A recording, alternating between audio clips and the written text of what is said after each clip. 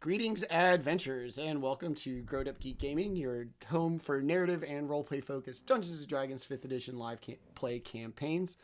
We're back after a week off due to Hurricane Ian. Everybody's safe, everybody's good, just huge pain in the dick and a day off of work. So, hey, good for us. But we're back. It's Wednesday night, which means we are here for our high-level limited campaign, Dynasty of Dragons. We will do a quick recap. We'll meet everybody. And then jump right into a very big episode again tonight. I'll start. I'm Manny at GrowedUpGeek on your social medias, Twitter, Twitch, Instagram, and YouTube. If you like what we do here, give us a like, follow, subscribe, high five, fist bump, consent given, pat on the butt, whatever it is to show your affirmation. We are live Tuesday, Wednesday, and Friday nights. Tuesday and Wednesday at 7 p.m., Friday nights at 10 p.m., all times Eastern. And then new videos are released on YouTube Monday, Tuesday, and Thursday. For the respective shows. That's it for me. Yeah, that's it for me. So let's meet our amazing cast, and we will jump right into episode 24 of Dynasty of Dragons tonight. Let us start with Eric. Tell us about Gib.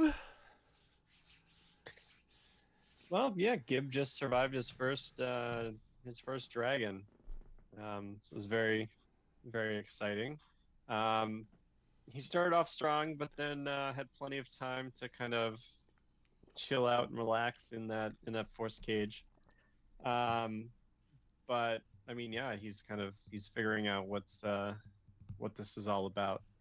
And I think that now that Gib has faced a dragon, his goddess Salune has bestowed some gifts on him in the form of a new feat. So with level 16, Gib's going to be a little bit more lucky going forward. Yeah, I imagine a lot of your kind of patrons and deities now aware of what you're up against will be bestowing gifts upon our adventurers. Glad you're back. I'm glad we get to do this again. It's good to see you. Let us slide over to our noble paladin, playing through a little bit of pain. Raz, tell us about Daemion. Yeah, he's having a little bit of a rough time actually, because that last fight started to go really south, and we have unfortunately temporarily lost Peduncle, which has got him a little fucked up. But seems like we finally gotten out of the hellhole of wild magic, and at this point he is at the very least hopeful that the next thing we have to deal with cannot be nearly that annoying. I will hold on to the word annoying with that and promise it will not be annoying. So, got you. All right, sliding over our soldier scholar. Nick, tell us about Banquo. Yeah, Banquo is now, like you said, soldier scholar. He's always in search of and hunt of knowledge. He took on this quest because it sounded like a way he would learn more, and he's definitely learned more about the way the world is, and also to seek out spell scrolls, which he has a large amount of now, and that are basically set up as a big transport network of sorts that he now has access to. So yeah, he's in a good mood, and we got away. We killed the dragon and made it through, as opposed to having to run from previous encounters. So he's feeling a lot better about how things are going. It's the first one you guys actually killed, yeah? Mm-hmm. Okay, because one of them, the Moonstone, you just like left alone. Mm-hmm. The Topaz one, you bugged out and it died. Mm-hmm. And then what? The red one was already dead when you got. They were eggs. Okay, so yeah, all right, yeah, very good. It only took 23 episodes to get you guys to actually fight and kill a dragon. Nice job. Yeah. All right. Awesome. All it took was a paladin instead of dragon slaying. Yes. Who almost didn't make it, but yes. Yeah, and a good monk and support network from our cleric. There you go. A little help from your friends. Ringo would be very proud. Last and not least, our resident monk, who also is undergoing some transformations in the kind of metaphorical sense as everybody leveled up last week. Tim, tell us about Umdar. Sure. Umdar is feeling pretty fresh-faced coming out of that fight. Was not expecting to actually meet a dragon and have to kill it in the same on the same day. So yeah, Umdar is feeling pretty excited, but also weary with the task that she just helped her friends complete. And now kind of ponders what she's going to do with this dragon dust that she swept up off the floor before leaving the vault. This seems important. I'm going to take this. Like my grandmother with crackers at a restaurant. You're just like, I'm going to take these. You slid them into your purse and you bounced. Sure did. All right. That is our amazing cast. Like I said, we missed last week because of a hurricane, the week before that because of work, so I'm so glad to be back. All right, so last time, after weeks and almost months of traversing the wild magic continent of Thay, they finally arrived at the crazy abandoned wizard's mansion, nearly plucked clean, mysterious writings on the wall, a plethora of spell scrolls, a bunch of dead clones, an underprepared kind of thieves guild occupying. After clearing the house, finding a bunch of kind of ramshackle kind of monsters cobbled together, apparently by this voice that had driven the owner of the mansion eventually mad. Party cleared the house of all thieves guild. You guys left all the animals, right? Or the things. Animals might not be proper. Left them all and eventually drifted down to the mysterious well in the backyard. After going down the stairs, taking the very damaging psychic blast that seemed to ward all things of importance around this location, they made their way to a very purple cave, upon which they encountered the monsters that had magically appeared several times during their adventures across Thay, only to eventually make it to another dragon vault, this time occupied by an amethyst dragon, one of the most powerful gem dragons, and who had clearly been driven mad by its exposure to the orbs that the party has been kind of chasing throughout this campaign. After disposing of the dragon and securing the orb, the party then took one of the many spell scrolls that they found of teleportation, littered throughout the mansion and in the vault itself, to transport themselves to a location very near one of the other dragon vaults as they have followed them across the map. And in doing so, they found themselves in a temple. Some might call it large. Adventurers of your stature probably will not. You're going to feel a little cramped. This kind of bird iconography all over the walls in the middle of the day, and a little halfling standing at an altar, kind of startled by your appearance. Oh, you are a sign of the Sapphire God. Praise he. Welcome, welcome. I am so glad that you are here on this momentous day, truly showing favor of the Sapphire God today. Welcome to our humble temple. Is there anything I can get for you or do for you? This little humble, dressed in like kind of nice-ish clerical robes, very bowing and kind of excited, but he's in this large temple. To him, it probably seems large. To you, like I said, a little cramped. Just eager to kind of help all of you. What would you like to do? I would go for a wine. Oh. Immediately say to him, Oh, yes. We have a big ritual coming up tonight. If you don't tell anybody, I'll get you into some of the ritual stuff. We'll bless the walls, bless the rocks, we'll bless it all. All right.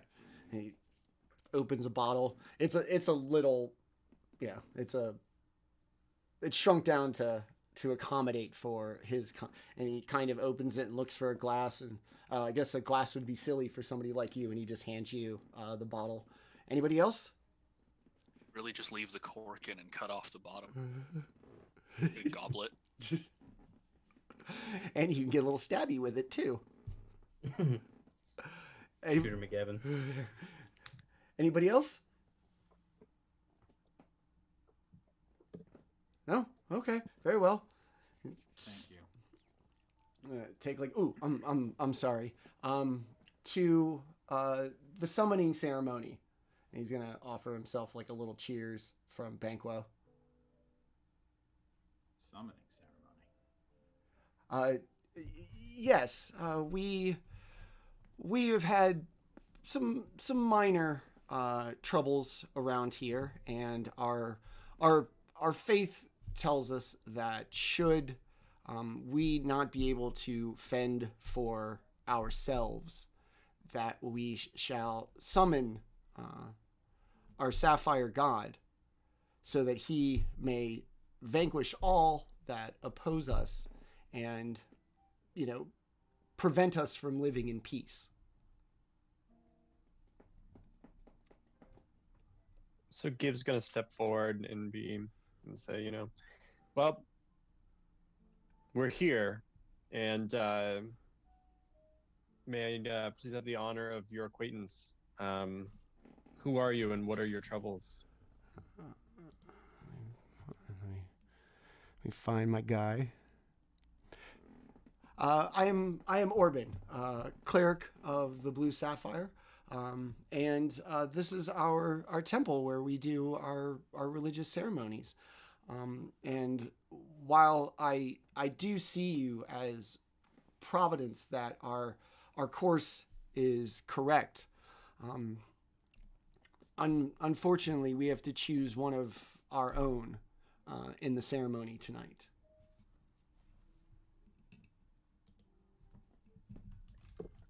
Can you tell us a little bit more about this ceremony? Oh, sure. One of our most faithful will choose to become the avatar of our Sapphire God. And once the problem is resolved, they will give the ultimate gift that one can give to that which they are devoted, their lives, so that the Sapphire God may rest again until he is needed. Tell me, Orban, what plagues you so that you would require this of one of your peoples? It is quite the honor. I only wish I could I could be bestowed with it, but alas, I have to lead this church. A couple of months ago, our cleric died, and when it came time to choose a new one, I was very blessed to be chosen and called upon. However, my brother, who felt like he should have received the position, was not called, and he hasn't taken it very well, and I worry that his course of action sets him apart from the path set forth by the Sapphire God.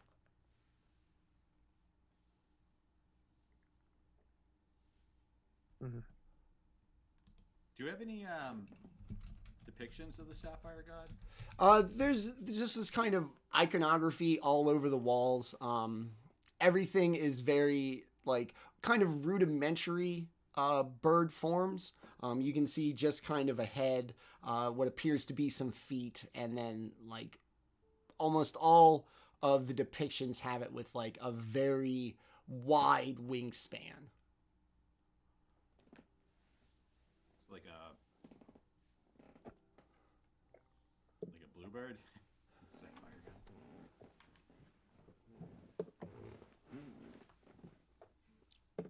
that bird is gonna protect you? It is it is the patron of our entire village and our existence.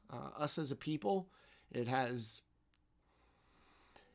its threat has kept us safe and secure for almost 2,000 years.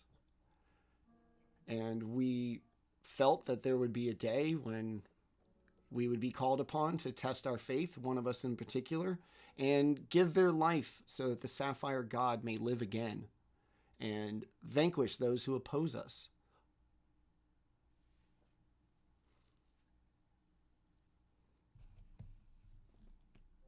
Oh, can't wait to meet him. So you'll stay for the ceremony? Look at the others. Well, we'd be crazy not to, right? Ah, Absolutely. outstanding. Very well. I still have preparations here. If you'd like to show your way to the village, it's been a little while since we've had anybody kind of come by. Apparently, there's been trouble on the seas along the south coast here. So we haven't had a lot of traders come by lately, but our village is very eager for new people. We live in peace, and as long as you respect that peace, we would love to have you.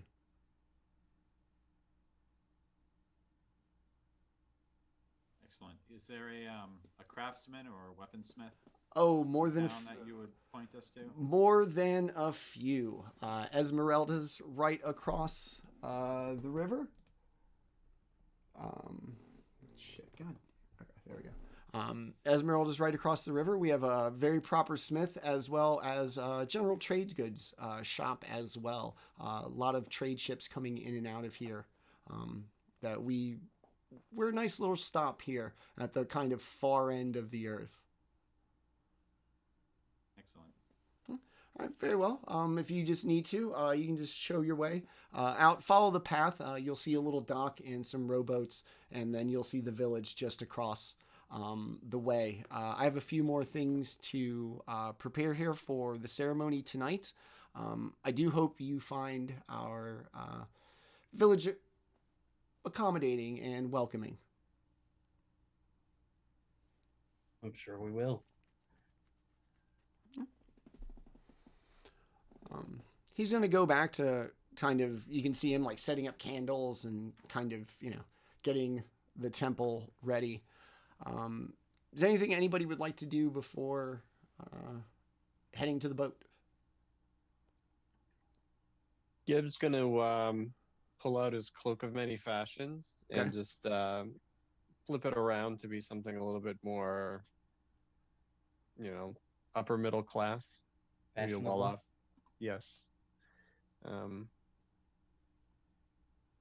Just make him look good as he's strolling out of this temple. Would anything about your kind of change of appearance like indicate any kind of like position in a clergy, or are you better dressed, or are you in like kind of a more formal kind of cleric outfit? I mean, I think, if Gibb is going to walk out, he's gonna. Is there anybody else around? Is it just this one? It's priest in the just this one cleric in this temple. Okay. Gibb is going to flip his cloak out to be what he assumes to be sort of good fashion, not necessarily clerical in nature, but Okay. what he assumes like a good merchant fashion would be. Okay.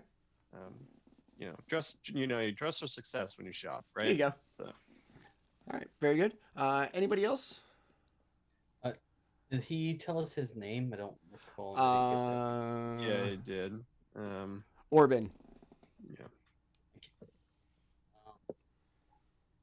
No, I'm just gonna walk around in my armor like an animal. Okay. All right. So you make your way out of the temple. Everything, even outside, very much scaled for beings smaller than yourselves. the doorways, the pathways, even the little fences that are supposed to keep people out of certain areas of the temple grounds.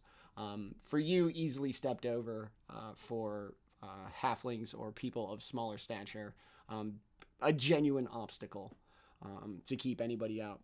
So you make your way along the way through the clearing, and then across the way you see nothing but just lush forests as far as the eye can see. And just across this little narrow channel, probably about 100 feet or so, you come to this amazing and very well constructed little shore front village. Let's just adjust the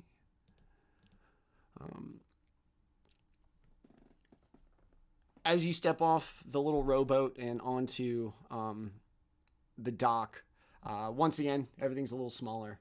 And it seems as if there is like a palpable buzz in the town, that it feels like alive, and that there are people like who've kind of come out of their homes to see this interesting group of 4 beings crammed into a little tiny halfling-sized rowboat, making their way across the river to the dock.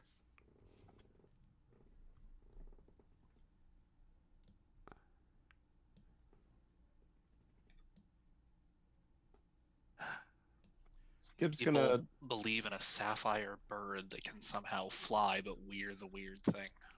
Mm-hmm.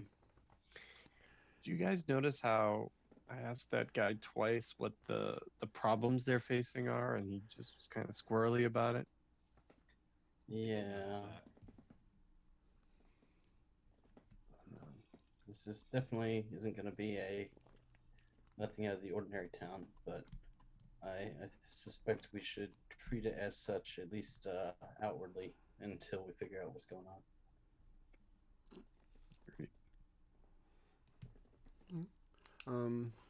Like I said, all of the businesses seem to have somebody out in front of them, either perhaps as, you know, where they kind of regularly post up just outside their place of business, potentially to, like I said, gawk at newcomers to town. And right in front of you, you're going to see a cute little inn, one of the few buildings in town scaled to beings such as yourself. And on it, you are going to see the sign for the Trashy Panda Inn. Okay. It's just a rehabbed Panda Express. It still has the drive-through window on the side.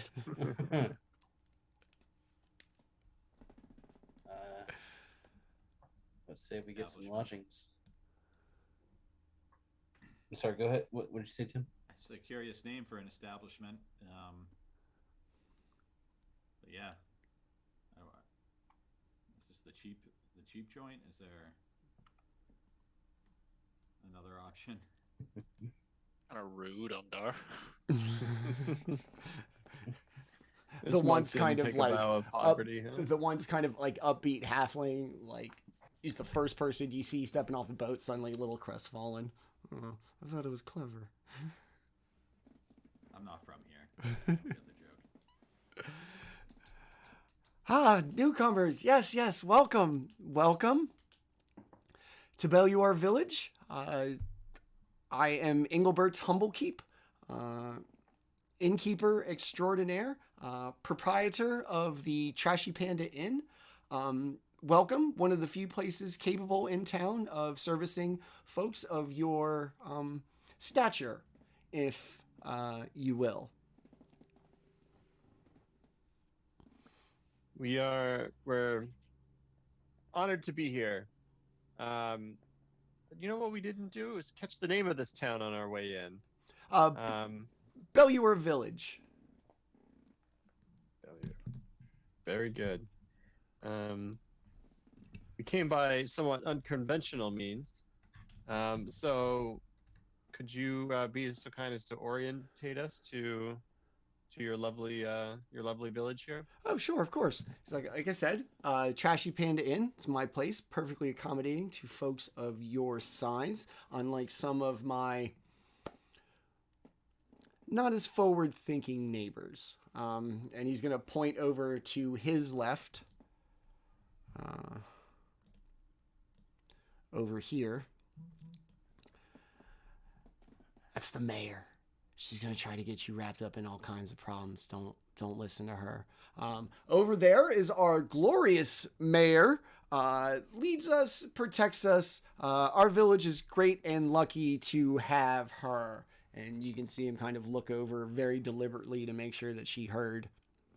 He's like, over across the street, that's going to be Esmeralda's, magical enchantments and the such. Down on the end, we have our portmaster, probably a little proprietor of some more of the exotic goods that may have fallen off ships here in town, as it is. We have the mining guild. That's going to be the big building in the clearing with the animals. Smithy, right over here.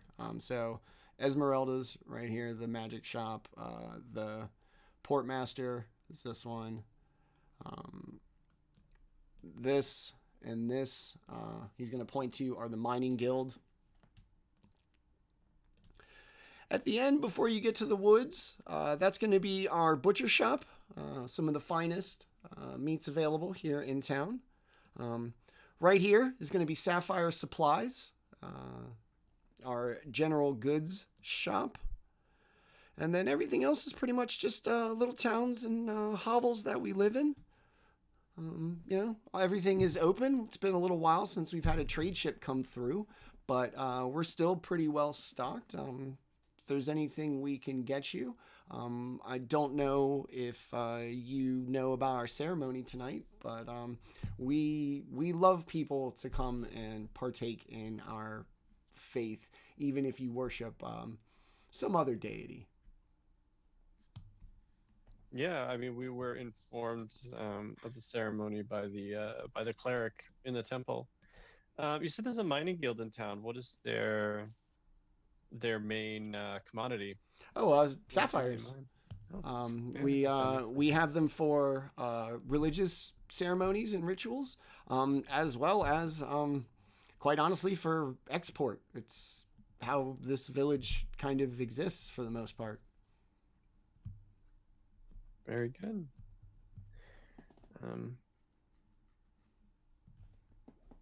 What do you say, friends? Should we take a stroll? Yeah, I could go shopping. Okay. We'll just kind of go like one by one for where everybody would like to go. We'll start. We'll just go, like you said, down the line. So we'll start with Gib. Where is it that you would like to kind of go and at least check out real quick? Not real quick, but Yeah, I mean the kind of the rare and unique items shop is of interest to him for sure. okay. That is going to be down here. All right. Down in the southwest, right? Yeah. Corner of the map. Yeah, this one right here. Okay. Yeah. I mean, I'd like to go there. Don't have to go there first. I mean, like I said, if you would like and everybody has kind of somewhere they'd each like to go and you feel safe in the village is one of those things where it's like, hey, I'm going to go check out this, or we're going to see where everybody kind of wants to go, and then we'll kind of bang everybody out like individually. So we'll just go ahead and, if that's your first instinct, we'll go ahead and put you down by the magic shop. Daemion, anything in town interest you? I mean, that's probably my first choice too. Magic shop as well. All right. Banquo? Yeah, same. All right. Let us bum rush the magic shop. Umdar. Sounds like we're going to the magic shop first, but I'm keeping my eyes open for a weaponsmith. Okay. Or a craftsman. I'm gonna say there's the actual like base smithy is right nya, and then right here is Esmeralda's kind of a gem and enchanting shop. Okay. All right. So as everybody makes their way down, Esmeralda is a weird looking like halfling, like crooked nose, bump on it, like little thing. She looks like a halfling, like cosplaying like a witch. Stands out front. She got like one crooked eye. She's just out front looking weird. She kind of walks by, gives everybody like the one eye that she does have, like makes it like the stink eye. As you all walk by. Eventually you find your way down. It just says trade office on the door, and kind of fat little halfling sitting out front like, hey, you must be the new folk. Burno Tully, what can I do for you? We've been told you have exotic and exciting wares, and we've come to look upon them. Well, you know, I'm much more of somebody who kind of finds things that may fall off various various vessels in the port here. Uh-oh. You know, I won't say they're stolen per se, but I'm not sure anybody's gonna come looking for them, and I didn't pay for them, so I offer them in a somewhat of a discounted rate, if you don't mind their providence, shall we say. Doesn't bother me. Alrighty. Gibb's gonna just grind his teeth a little bit. Like, well, such a man of your obvious taste, you must have some interesting things to look at. Oh, sure. He's gonna kind of what are we interested in? He's like, I got some weird armor that somebody tried to sell here not too long ago. I've never seen anything like it before. I would have taken it to the smithy, but she and I don't get along that well sometimes, and I don't feel like asking her. But I've never seen it before in all my years. He's gonna pick it up. He's going to put it on the table.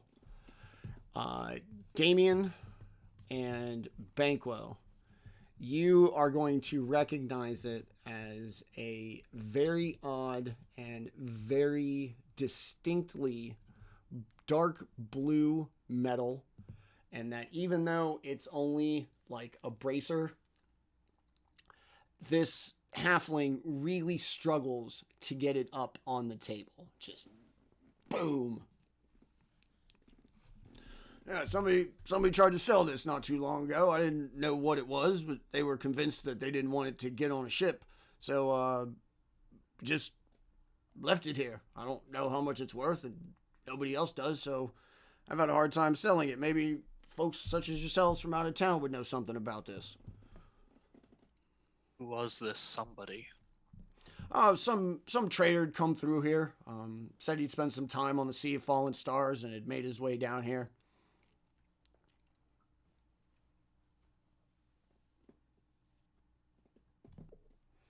Are you interested? In a manner of speaking. Well, maybe we can come to a price. Let's see, what else do I got here? He's gonna start kind of digging around. Like, oh well, I had kind of a alchemist come through here, and we got some extra potions. Got this. He's gonna look at this potion and look at the label. It says elixir of truth here. All right. Let's see what else here. I'll shake it up. It's gonna see it like fizz in the bottle. It says potion of dark vision. All right, very nice. Shakes this one up. It looks like nail polish, where everything just kind of like flows in between. Potion of shield of faith. All right, let's see what else we got here. Any of this stuff intrigue any of you? No? All right. Potions are a little temporary for my liking. All right, let's see what else we can do here. Gibb's gonna check like the safety seals on these things. Make sure that little lip on the cap that bubble Yep. isn't popped up. No broken perforated plastic, and the corks where applicable, the wax that they were dipped in is still intact. You see him pull them out of what you would imagine to be like the kind of typical storage of them. It's not just a pile of like shit in a box. Like they came out of a box that seemed, made for them, for transporting them and carrying them, and puts them all up. He's like, all right, let's see, what else do we got here? All right, well, let's see. Recent expedition into the woods. They came across these kinds of things in the mines. And he's gonna hold up a kind of gauntlet. Call that the Gauntlet of Shocking Grasp. I'd be careful with it. I'm not really sure how it works. I don't want you to get zapped or hurt yourself, but and he's gonna like press a little gem on like the back of the gauntlet. It's gonna like turn into this blue sparking kind of thing. See, told you, totally works. I'm not any kind of disreputable person. I'm not gonna sell anything that's broken. He's like, I don't know. This is a staff. They're weird. I'd be careful with it. Wizards, put it up there. I'm not really sure what that does. That one's real cheap if you wanna take a roll of the dice with it. Any of this seem exciting? No? How much did you want for that gauntlet? I'm a little curious about that. That gauntlet, let's see. I've had it for a little while. I'll take 600 for it. Look over at Gibbon. Umdar. Say, either of y'all interested in that? Do we know what it does? I know it's called Gauntlet of Shocking Grasp, but is it just give you access to the cantrip Shocking Grasp, or is it cast as a reaction or something?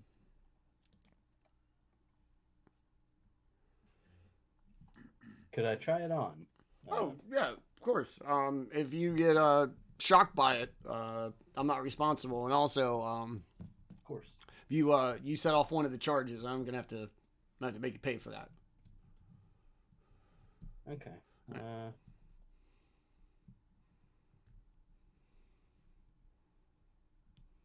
Yeah, I'm not. I'll think about this one. What else? What else is there? Okay. Let's see. So I got this ring. Just gonna put it up on the table. Everybody give me a perception check for the ring. Like I said, he's kind of just throwing stuff like on the desk here, like Yoda digging through Luke's shit on Dagobah, just throwing stuff all over the place and putting it up on the counter. Plus everything's lower to you, so you're kind of like hunched over as he putting all this stuff on the counter. And he's gonna pull out this tiny little ring, and aside from like the sound of him placing it on the counter, you wouldn't even know that he put anything down. And he's gonna go back to kind of digging.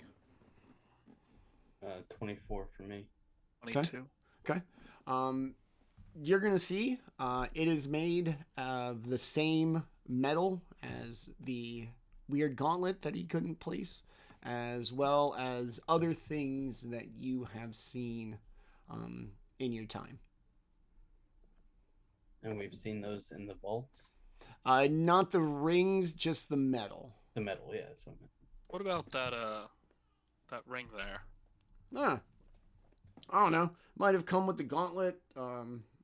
He's gonna kind of look at it. This is weird metal. It's like cold to the touch. I don't know. I mean, I give it to you for 10 gold. I don't know. It's gonna want it. Very good. Cool. Thanks. Pocket is 10 coins. All right. What else? What else do we got here? Anything? No. What? Well, the armory says heavy, so I can't really do that. You said the armor was just a bracer, though, right? Yeah. Oh.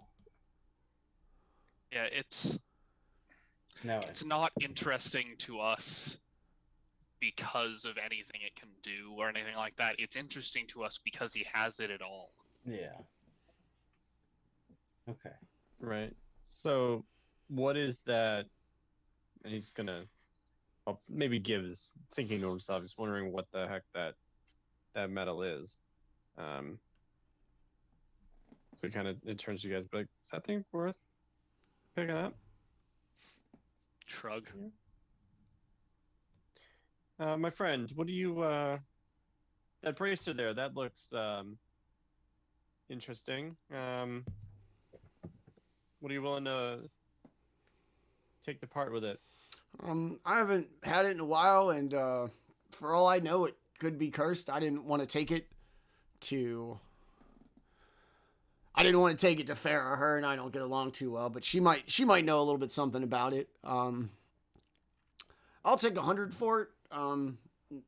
Don't tell her you got it for me. I don't want to have to listen to her ask a bunch of questions about where I got it. Well, I mean, 100 is fair. But could you do 75, and I'll maintain discretion as where it came from? All right. You promise not to tell her you got it from me? Yeah. All right. 75 sold. Okay.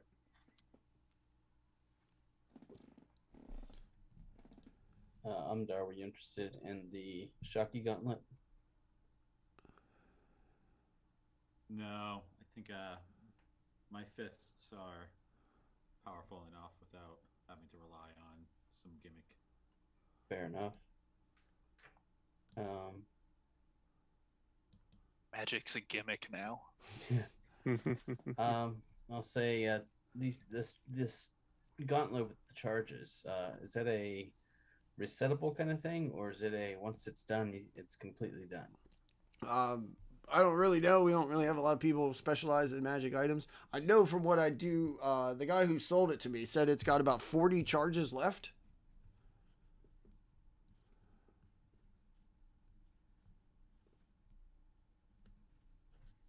Well, it's money back if it's short. You know what, I'll if you can cut that price a little bit for me, I'll consider it. I'm running a little bit short on money. That'll take away a lot of the funds that I've got for such a venture, and if it might be a perishable item, it's worth a little bit less. Almost definitely perishable with that many charges. You know what? It's been a little while since we've had anybody come through here. I'll do it for 200. All right, I'll do it. Sold. Man. It's like just loading up on all the money. Like you see him get kind of excited, like really starting to dig into other things.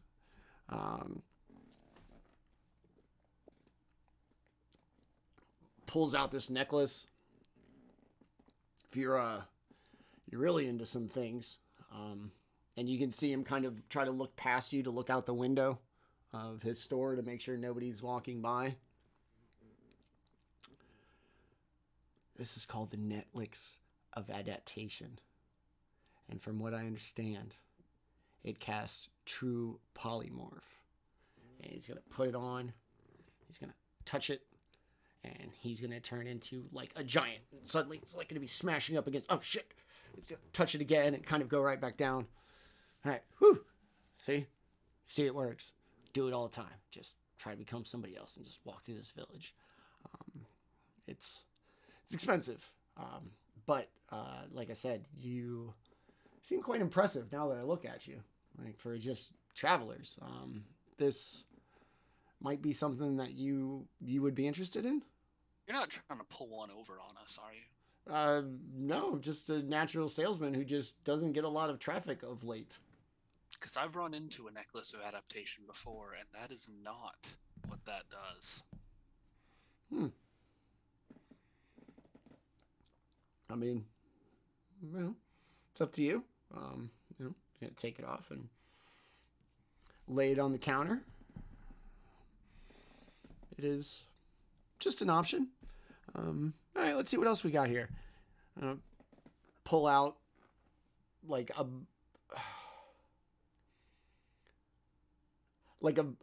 bottle that's in like a secure like metal container. It's not just like the loose bottle. There's going to be like a steel jacket around it.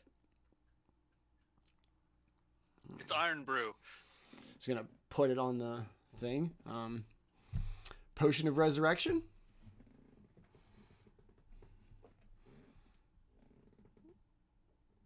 Fortunately, I think that's about it. This is this great axe. He's going to pull out just like this giant axe out of nowhere. What does a potion of restoration cost? It's going to be $750. Is it restoration or resurrection? Resurrection. Oh, resurrection. I don't know. That's pretty cheap. Green mushroom. You don't come around those very often. He starts humming. Dun, dun, dun, dun, dun, dun, dun, dun, dun, dun, dun, dun, dun, dun. You're gonna get sued up in here. And it's been fun. Are we tracking party gold? I don't have any gold in my inventory. I've just been tracking my own. Yeah, we got some from the first job. Spoiler alert, I hate 5e economy, so I don't really give out money. Yeah,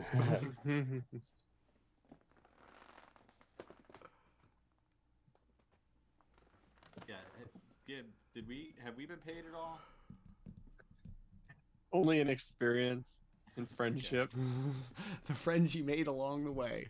Hey, Hobbit, do you take the friends I made along the way as payments?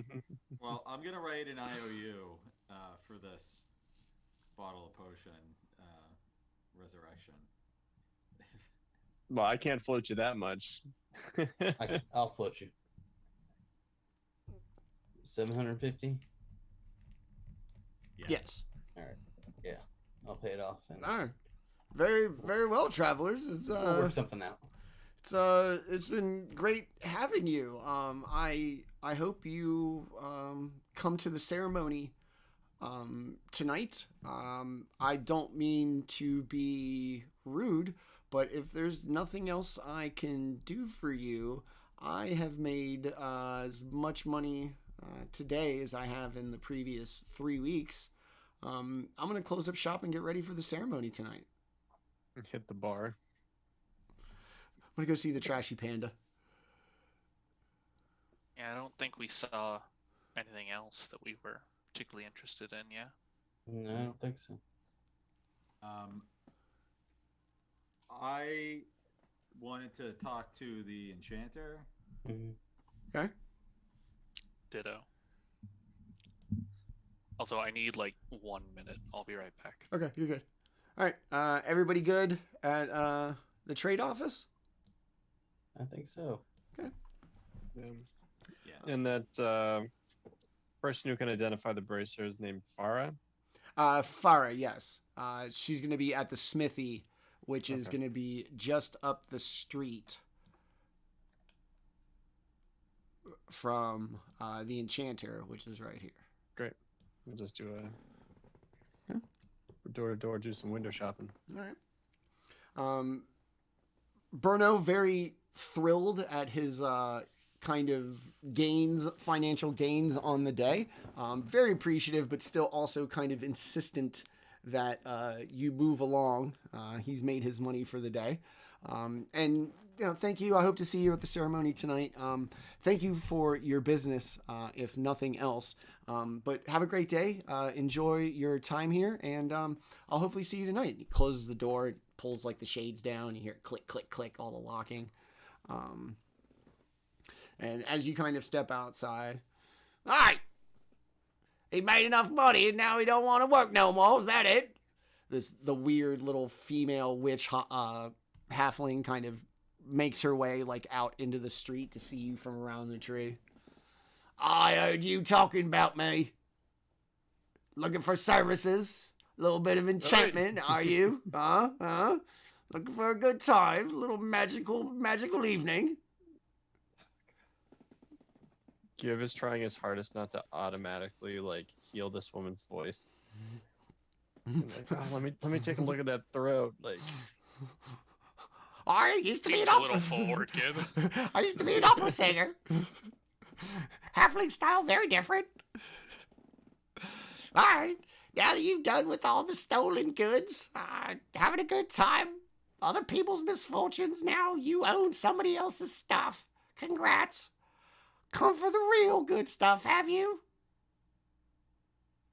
Well, yeah. Well, You can see her, like, kind of standing there, like, hunched over posture, like, raising her head. All right, come on in. What can I do for you? I pull out the pouch of amethyst dust and ask her if you know any special uses for something like this. Oh, what is it?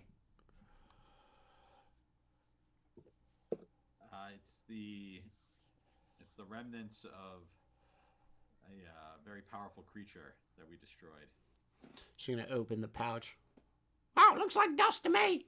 She's gonna hold it up, like try to catch it, like in the light. Powerful creature, you say? Hmm. It was alright. Could have been tougher. She's gonna like pour a little bit out into like her palm and kind of run it through her fingers, like rub her teeth with it. I'm kind of getting nervous and like careful with that. Who's the enchanter? I know what I'm doing. There's no more where that came from. She like taps some behind her ears, like, rubs her nose in it. This is more than just dust. Yeah, I know. Ah, That's what I'm trying to tell you. oh, I'm sure there could be something from this. Oh, that's good. Yeah. I'm sure I could fashion something. The nature of enchanting isn't so much a recipe with an end result as a hope for the best. Okay. All right, very well. What would you like me to do with this dust? Do you want an amulet? Spearhead? Well, I was I came across this staff Oh. not too long ago, and it came in pretty handy. But I think it could maybe use an upgrade. Oh, yes. If possible. Oh. She's gonna like rip off pieces of it, start chewing on the bark, like listening to it. Oh, yes. Yes. All right. Are you sure? Okay. Well, how dare you?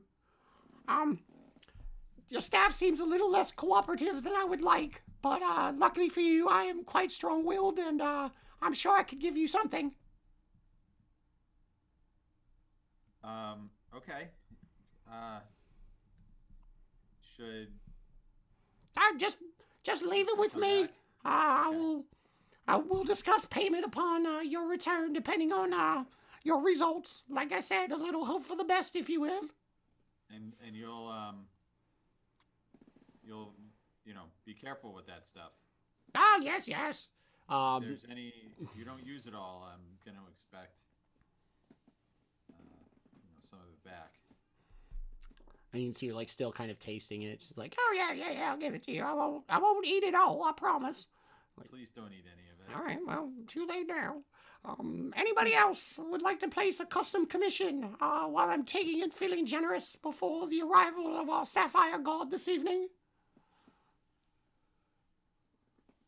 Yeah, I think my interest in their services has waned a bit. Oh, what about you? Anything I can do for you? I just, what have you got? I'm not exactly looking for anything in particular, but I'm open to spending a little more money. Well, let's see what we've got here. Yeah, I think I'm gonna handle my own enchanting, and maybe she has some pre-made though.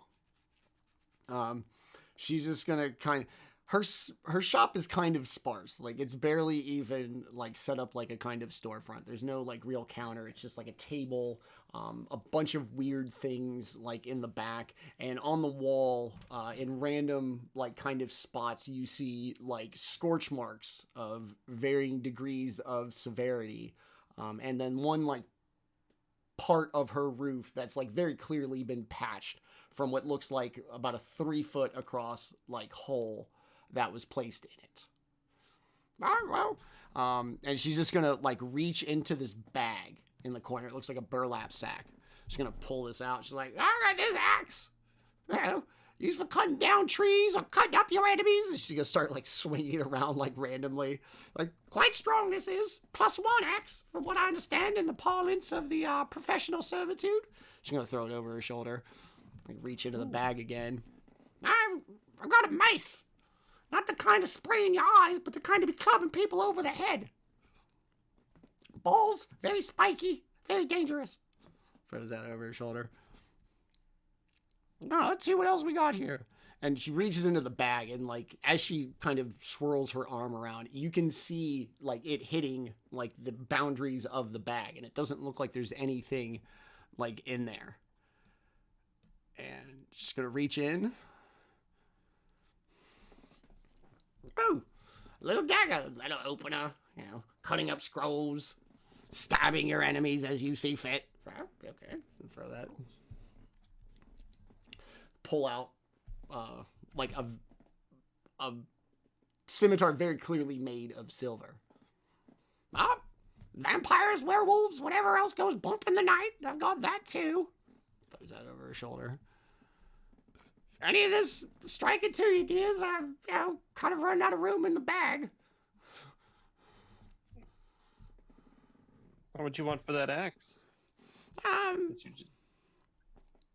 Little hand axe, nice and choppy. I think the blade's pretty good. I'll take 100. Not really good at the business. At least not this. Well, it's a hand axe. Yeah. Not a battle axe. Yeah. Nah, it's a little rich for my blood today. All right. She's gonna go back into the bag. He's gonna start petting his own axe. Like, served me well. I'm not trying to replace you, I promise.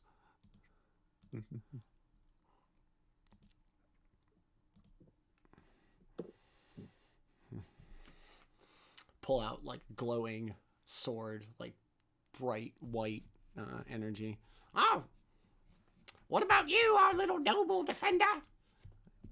Ironically, that she looks up to you as she does it. It seems like a paladin weapon. Extra smiting. We know you like to smite. Sorry, she has a what now? A mace of smiting. Interesting.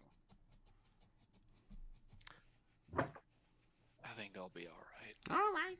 Well, trying to match the goods with the consumer. She's gonna kind of go around. How about some scrolls? We've seen, seem to have a lot of scrolls come through here lately. Teleport, Wall of Stone, Comprehend Languages, Fairy Friar.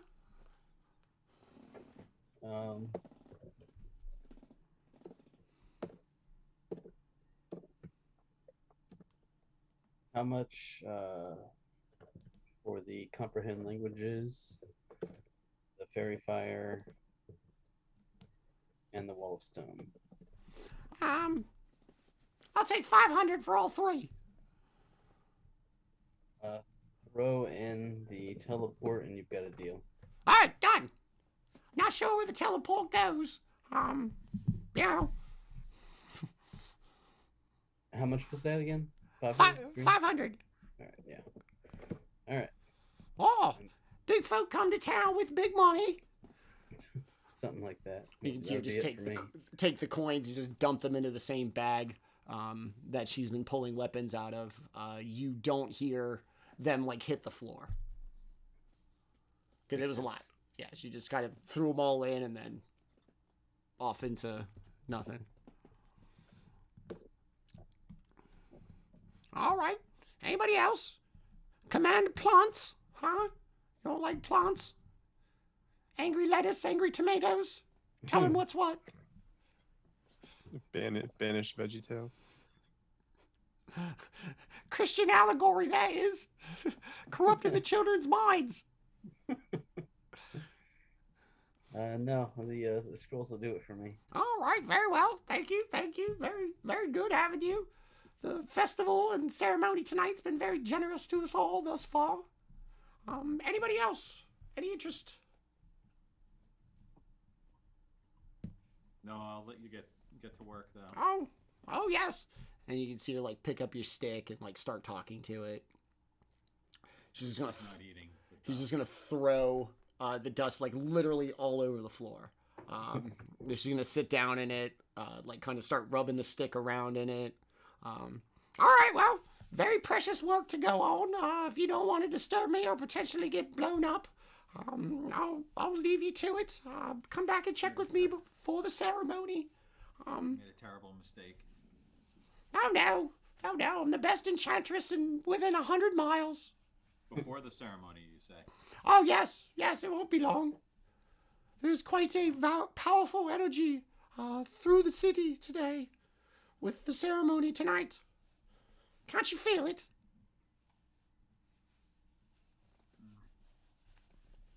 All right then, well. Do I feel anything? I don't know. Right. Well, it might be because you're non-believers. Or maybe you're on the side of those that oppose us. Oh well, on your way. Oh yeah, I'm starting to feel something, all right. A little bit nauseous, kind of hungry. As everyone walks away, Gibb's kind of like, oh my god, like somebody needs a polymorph. Like... I heard that. Too busy dealing in enchantments to care about my looks, thank you. Get you a halfling who can enchant your rod. No, that She just starts muttering to herself, and the pile of amethyst dust on the floor, as well as the staff that Umdar handed her. And as you walk out, and she shoots her last little remarks at you. You're not sure if she's talking to you or to the stick, but it looks like she's setting up for a tea party with the amethyst dust and the stick. Nose tea. Yeah. I'll march all the way to Bolivia, I will. All right then. Good luck. Enjoy the town.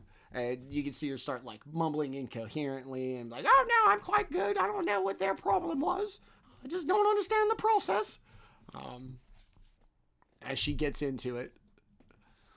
So she's going to be inside and gone. Burno is going to be gone as well.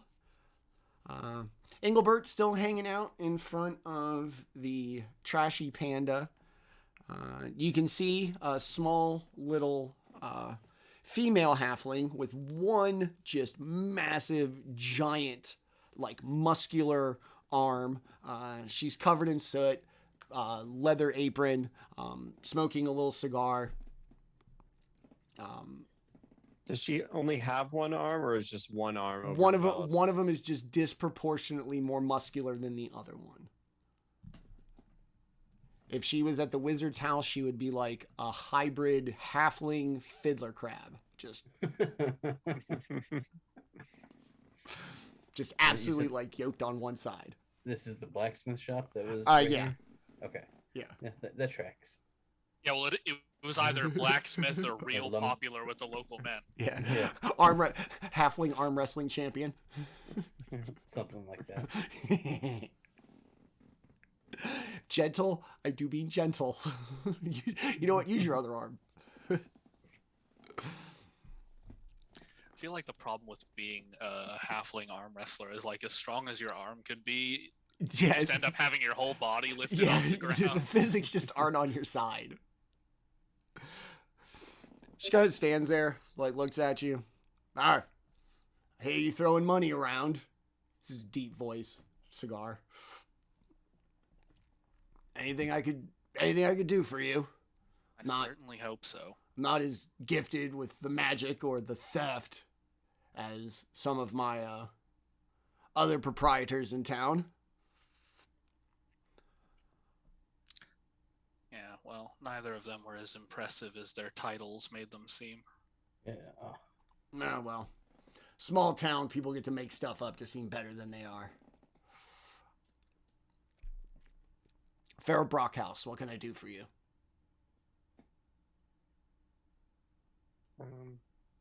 I was wondering if you could take a look at this bracer that I recently acquired in my travels. It's made of this strange blue metal that I've not seen before. Are you gonna like hand it to her or just kind of, you know? Well, I'll hand it to her. Okay. You don't have a problem like picking it up, you know? Figure Gibbs kind of a pretty fit individual. It is going to be heavier than like its size kind of belies, like, but it's still manageable for you. And as you hand it to her, even with like the massive, like over the top arm, you can see her kind of like, oh, this is heavy. Oh, you know, see her like tap on it. She's gonna like take her cigar and kind of hold her cigar to it. Where'd you get this? When I was out and about. We've been traveling for quite some time. Came across it, looked strange, held on to it. I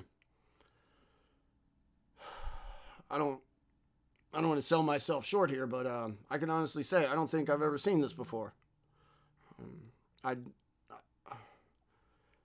If you don't mind, if you would let me either have this to answer your question, or I could potentially buy it off of you. I just don't know that I can guarantee giving you this back and answering your question.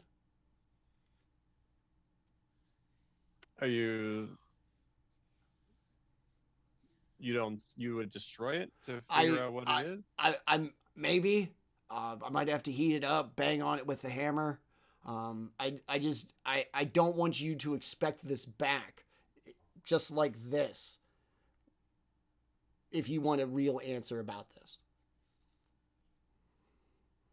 And if that worries you, I could pay you. This is incredible. I've never seen anything like it.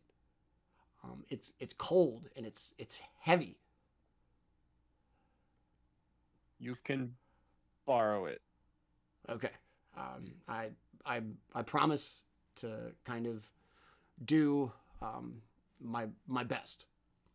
If you do destroy it, would you at least be able to smelt it back down into an ingot or something? If I can bend this at all, I can give it back in whatever form you want. Fair. Okay. Yeah, I'd love to see this, and you're gonna see her just kind of like burst into the door. Her shop's really small, and just kind of throw it on the anvil, pick up the hammer with her, massive arm, and just really start like wailing on it, like full strides, getting up on a stool, jumping off the stool and coming down on it, just bing, bing, ping as loud as she can. She starts like cussing at it. I'll get you. And see her go to the forge and start like really getting the fire burning and all this other stuff. Just check back later. I'll do the best I can to get you an answer. Like, you're not going to keep your secrets from me. With each hit, Gibbs kind of just like, oh, I just paid for that. Like, oh. Give me a perception check real quick. Sure.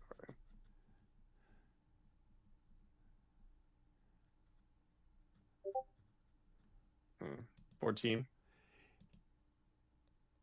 It is not going to look like, for all of her efforts and for as kind of off the top rope as she's going, with every strike, it doesn't even look like she's gouging like this metal, not even like roughing it up or even being like the slightest indentation. And as she kind of does it, you can hear her, even as you walk away, like more and more aggravated. The Matthew Lillard, you challenge my power kind of a thing. She's going to start circling the anvil with a piece of metal on it and talking shit to it. But she seems committed. Good. Okay. Right?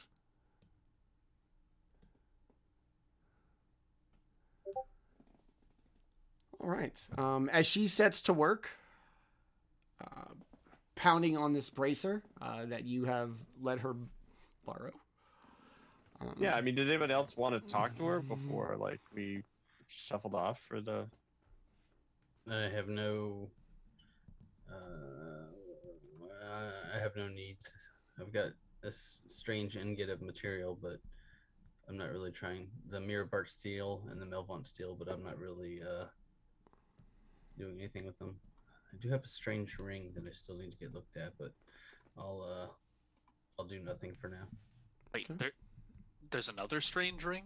Yeah, I don't remember where I got it. I just have it in my other possessions. It says one strange ring, and I don't remember. I got it around the same time that I got the Melvant steel and the Mirabar steel, so I think it was in that first area, but I never figured out what it does. You used to be a much better note taker, Nick. I know. In any case, I don't think there was anywhere else in town that I really felt like I was interested in, but this kind of intrigues me, so I might actually stay here and observe. Okay. You're going to hang out while she just kind of goes to war? Yeah, I might even chat her up or Okay. offer to help at some point, just because this is something that's kind of in my wheelhouse. She's going to look at your armor and see your interest. She's going to try to, like, under your armor, see if one of your arms is larger than the other. What do you know about this? About the metal? Yeah. I know I've only seen it a couple of times, and no one seems to know anything about it. Okay, good. And feel good to know that I'm not some idiot stuck in this little tiny village here. Any suggestions? Any thoughts? With how dense it is, I feel like you're going to need a lot more heat if you want to do anything to it. All right. Maybe we could take it out into the woods. You got a bigger forge somewhere? We've had a problem of late with fires in the woods. I think unnatural fires. I don't know. I'm used to controlled fires in a forge. But I have a feeling that the fires out in the woods would be your best bet. Well, I've got some experience with unnatural fire. I think we can work with that. All right. Let's see. And you're going to see her get like essentially like a wedge pointed at one end. She's going to jam it like in the forge, hit the billows, get it nice and hot, put it down there with her tongs. Hit this, split this in half. And then give me a strength or athletics check for banging on this hammer to see if you can split the... I'm equally bad at both. 4. Ding. Okay, here, sorry. You hold this and let me bang on it. And she's going to like push a stool and like a box on top of the stool. So when she gets up on it, it's going to be kind of rickety, but her knees are going to be about like it's your forehead height. and she's gonna like jump. Gravity power. She is going to go off the top rope. Oh, not much better. Bing! Calm down. Wow. Stuff is no joke. All right, well, we'll keep working. And she kind of goes to books and starts flipping through kind of academic studies of metallurgy and the stuff. And she hands Daemion a couple. Here, see if you can find anything about this. We'll cut to everybody else. Daemion interested in Farah's work with the metal. Anything else you would like to see? Let me double check. I've got a list of the shops that you mentioned. So we already saw the exotic shop, the sapphires. Oh, does anybody have any regular basic goods that they need to purchase? There's a general store. Just gonna get a couple of glass bottles. Always good to have. Okay. Yeah, ball bearings, that kind of stuff. Anything anybody needs. Okay. So Soap. Sapphire Supplies is going to be right here. Nice little halfling, big mutton chops, like very Deadwood shop owner kind of vibe. And as you make your way out from the smithy through and past this little clearing in between the buildings, you're going to hear what sounds like animals like frolicking and a kind of sound of things being knocked over. As you are going to look and see in this pasture behind the mining guild, giant raccoons with saddles and like hitches as if they are used as beasts of burden. You just see them kind of like frolicking in what looks like this, I guess, corral behind the mining guild. So these halflings ride around on giant raccoons. That's hilarious. I mean, how giant are they? They are very suitable for people such as yourselves. Oh my god, oh my god, oh my god, oh my god, oh my god, oh my god, oh my god, oh my god. Guys.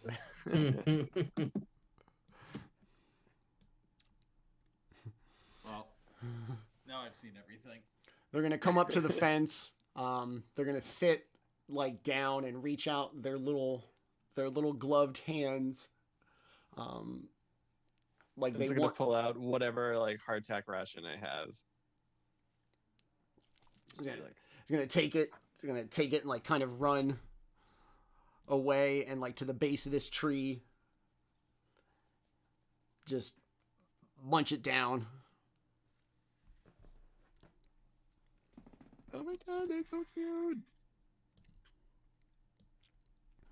As everybody kind of rushes over, you're gonna hear this female voice from behind. Yes, they are one of our most special features of our village. We use them for all of our needs, whether transportation, help with commerce, even clearing forests.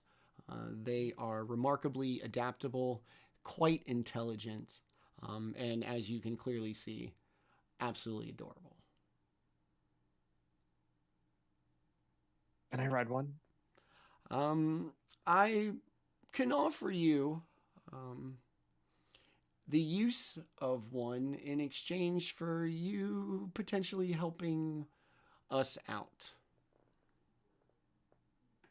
Can I talk you up to 2 uses of one in exchange for me also helping you out? I would allow you free use of them as the creatures permit throughout your entire stay with us. What do you need the assistance of strangers? Or I'm afraid I have quite a delicate matter with one of our own that I fear. One of the locals would not be prepared to potentially do what must be done.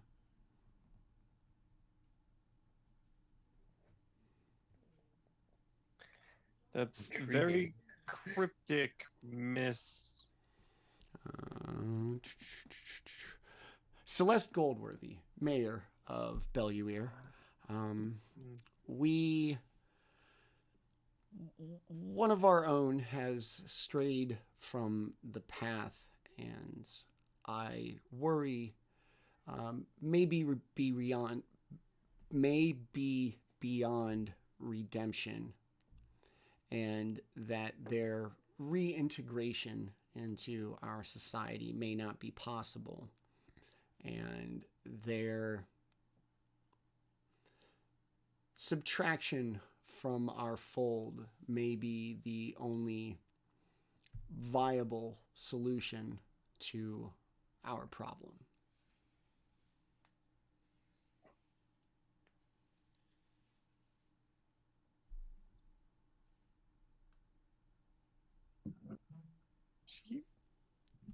Yeah, that's all very confusing.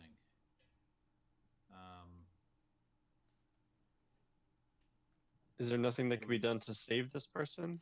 What is this person's name? We call him Belvin. He is, unfortunately, the brother of our cleric.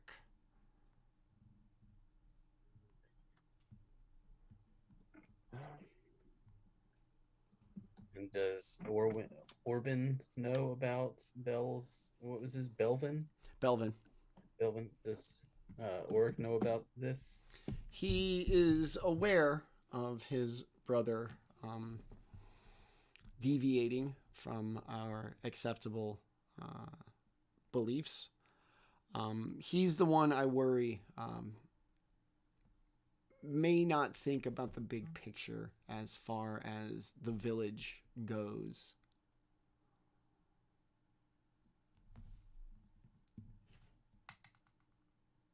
And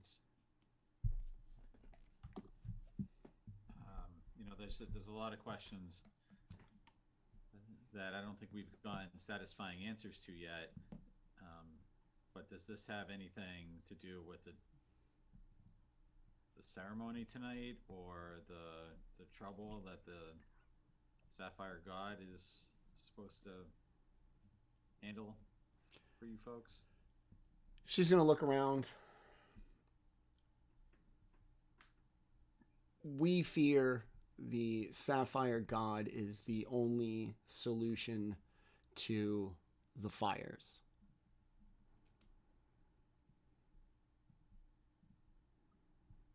And what does Belvin think of that? We believe Belvin to be the cause of the fires. He has strayed from his clerical upbringing of late and seems to have adopted a more druidic approach to his spirituality. One seemingly predicated on the idea of cleansing the impure. Interesting. Has Belvin explained why he feels the need to set fire? We have not spoken to Belvin in quite a while. His mental state has deteriorated, and we fear there is no rationalizing with him.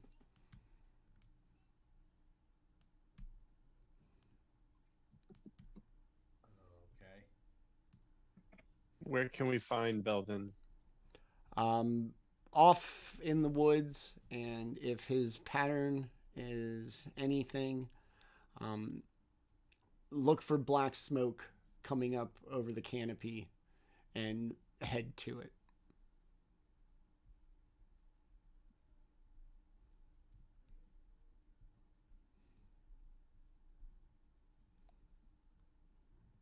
What do you say? Should we swing by the general store and then go try to find this fella? Yeah, I can also take a breather before we go further. I know we're safe now, but I'm still a little bit tired from that last fight. Okay. Short or long? Just a short is Okay. all I need. Yeah, well, long rest would miss the ceremony, right? No, it's tonight, like a little later at night. You probably have about 12 hours or so. I mean, short's fine for me right now. Not in too bad a shape. All right. Okay. So on that note, we will take our mid-show break. We'll head to the supply shop as well as take a short rest, and we will be back. It is currently 8:41 p.m. We'll take about a 10-minute break when we will be back. To everybody watching, thank you very much. To Dogue Welder, thank you for the follow. We appreciate it. Dave Wilson, good to see you. Yeah, we'll be back in about 10 minutes. We'll see you on the other side. Ready. Boom, boom. All right, we are back from our real life short rest in which the party took a short rest, hit up the local supply shop known as Sapphire Supplies, of all things, headed by a man named Adelard Cotton, who looked like a Deadwood-esque shopkeep. Big, like mutton chops, glasses, the little hat, like everything. Before we went to break, the party had met some denizens of town, including the innkeep, the smith, the exotic kind of enchantress, and somebody who ran the kind of trade shop. They did a little bit of shopping. They have caused quite the boom to the local economy. And right before we went to break, they discovered one of the magical features of this town, what can only be described as giant raccoons, large enough to be ridden and used as beasts of burden, which the mayor promised use of for the party as long as they were guests of the city. And in search of something that is a problem the mayor would like addressed, once, namely a kind of renegade former citizen that seems to be sabotaging things out in the forest, out of spite for not being chosen for a position in town. So having heard this, the party will mount up on their very large raccoons and head off into town along the road into like the deep forest. I think I'll probably take the 10 minutes to get Peduncle back, actually. Okay. So everybody else mounted up on your giant, like, little cat burglar steeds. They're very obedient. They give you each a necklace that basically binds you to the creature. Like most things, it will not jeopardize its own life. It is not here to attack for you. It is still just a raccoon. But it will carry you. It's got quite the speed. And for the most part, it knows enough to take care of itself and avoid becoming fodder for anything. And while everybody kind of gets accustomed, Daemion takes a couple of minutes to summon Peduncle. Yeah, I'm not gonna cheat on Peduncle with some fucking raccoon. But yeah, as it turns out, he goes through the normal process of bringing poor Peduncle back, kind of distraught after having actually let him die for the first time in ages. But as he finishes the ceremony, and looks up, he sort of jumps back for a second as not a horse is standing there. In his place, we see, for illustration purposes, a dragonelle a sort of four-legged dragon-like creature with very large, thin, leathery wings and quite a long barbed tail.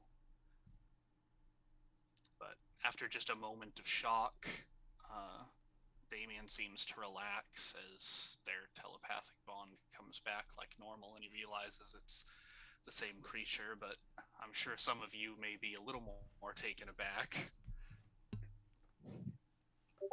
Yes. Not actually very that. unexpected. Still just a large creature, by the way. Oh, Just I was gonna say. I just blew up the token so you could Nice. get a look at, the kind of thing you were dealing with. Look at it. Sorry, what was that? Uncle Shave? Is that what happened? Peduncle's evolution was quite significant. You know, I've gone all my life believing dragons weren't even real, and I've seen 2 in 2 days. What a world. The mayor is definitely going to be kind of taken aback. And you're going to see her kind of reach for this necklace that she has. Gib, you would have a vague understanding that it's probably like some holy symbol to her respective faith. But you can see her kind of taken aback and kind of hold the holy symbol. Okay, all right, well, this was exceptionally unexpected. I'm very glad that adventurers such as yourselves are on our side. We've given you the best resources we have that we hope you can help us. Just set out along the road. You should see plenty of signs of fire. And I desperately hope you can help us so that we need not resort to more drastic measures.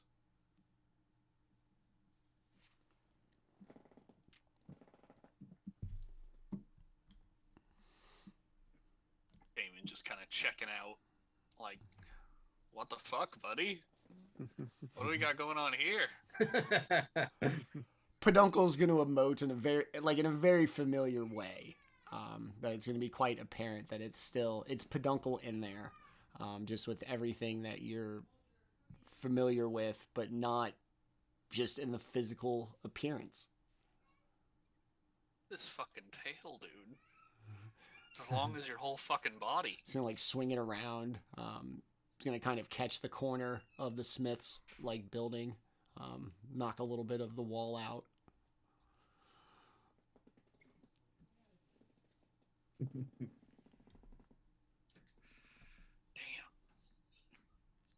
This is very interesting. This is going to take some getting used to, I think. The raccoons are very curious, like they're wont to be. They're all kind of coming up and checking it out, doing their best to sniff, like, from a distance. Thorn's taking an interest, too.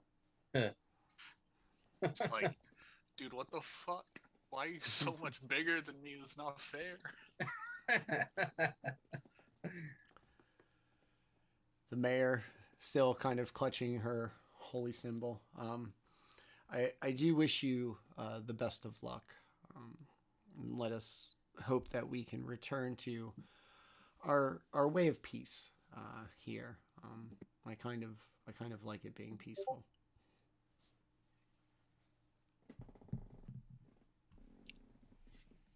I'm naming this raccoon Walter. Okay, fair enough. All right.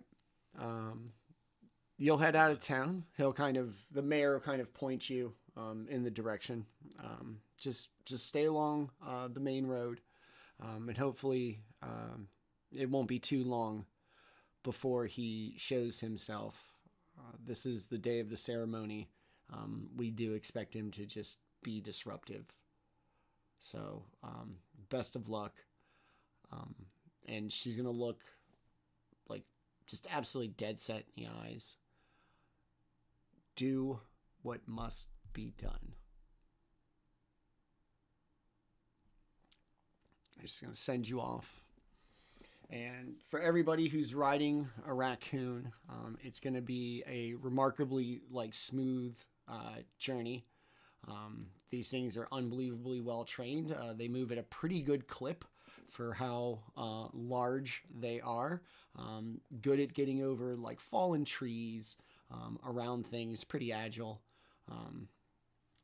Just having a grand old time as they kind of zip through, to them, the very familiar roads of the forest.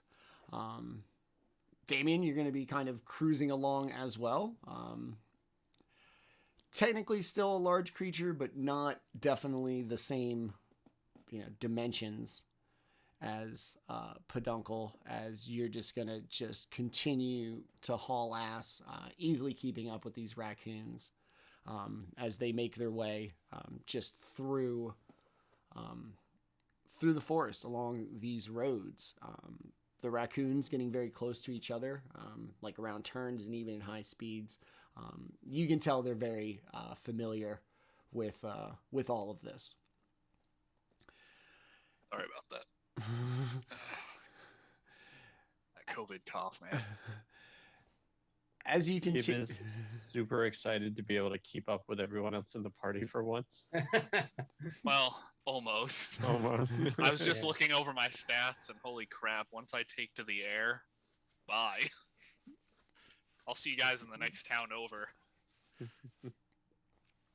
everybody's been going. You've been traveling nonstop at a pretty good clip for about 3-4 hours. And in that time, you've passed a countless number of what appear to be closed mines. They're all boarded up.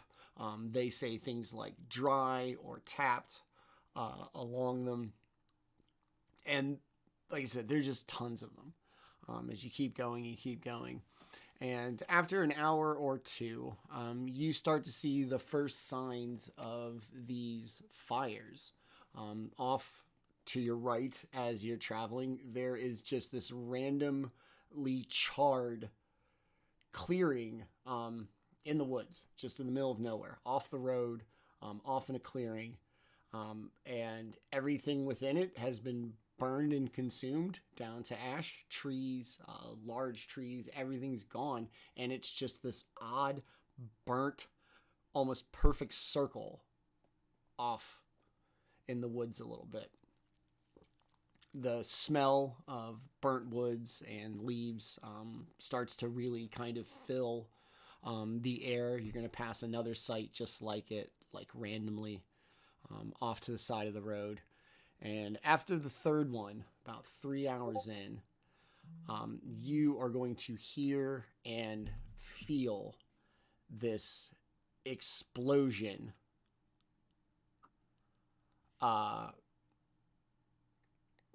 Like the concussive wave just hits you in the chest. You're going to hear this explosion. And after a second, this giant plume of fiery smoke is going to clear the canopy off in the distance. We feel an explosion, but it's not directed towards us, correct? It's just sort of happening. Yeah, it's just so large that from a distance you felt it.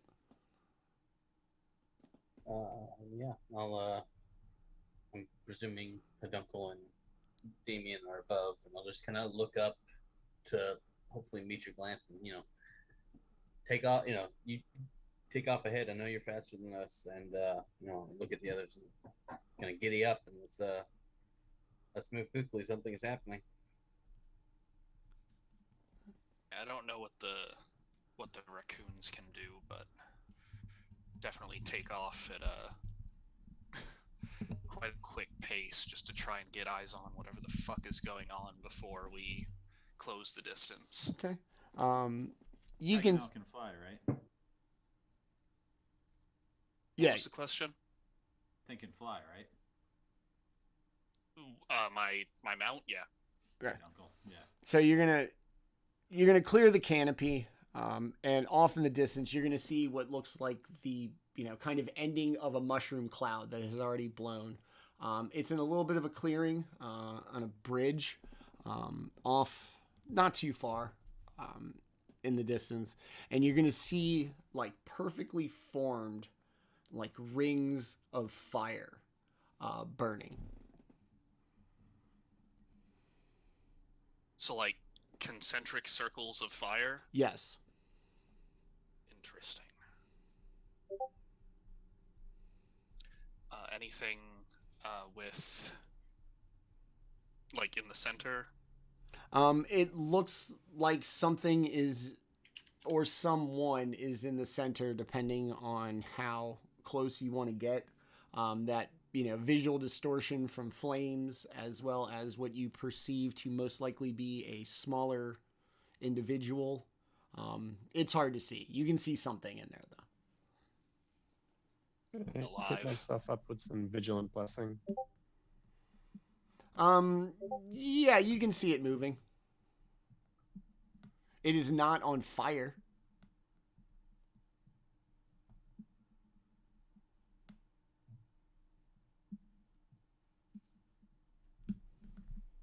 Oh shit, I muted myself. At least report to everyone that whatever just caused that is still alive and seemingly unfazed.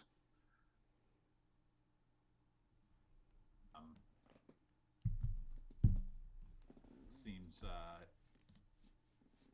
don't know, how close do we want to get? That seems like a pretty powerful explosion.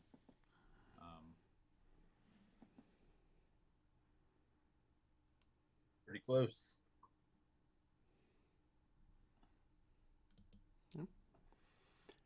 Head towards it. I mean, do you suddenly not want to investigate? We agreed to look into it, so we should. Okay. Besides, fire is not this party's biggest concern. So everybody's gonna see the explosion. Daemion's gonna report to the raccoon-bound travelers what he saw. You're going to really push these raccoons. They are still going to maintain like an incredible pace and really haul ass through even like narrow parts of the forest where trees have fallen, all kinds of things. These things do not slow down, make a bound. And they arrive very promptly, turning a corner, seeing a gigantic wall of flames, and come to an immediate stop. They will travel no further for their own safety. And at the edge of this bridge, with these rings of fire burning the forest, from this distance, everybody give me a perception check, please.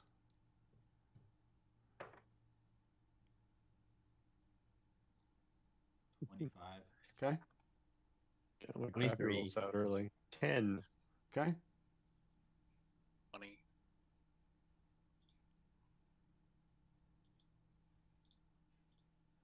Fucking pyro halfling. Maybe it's B. Peduncle got a 22. Okay.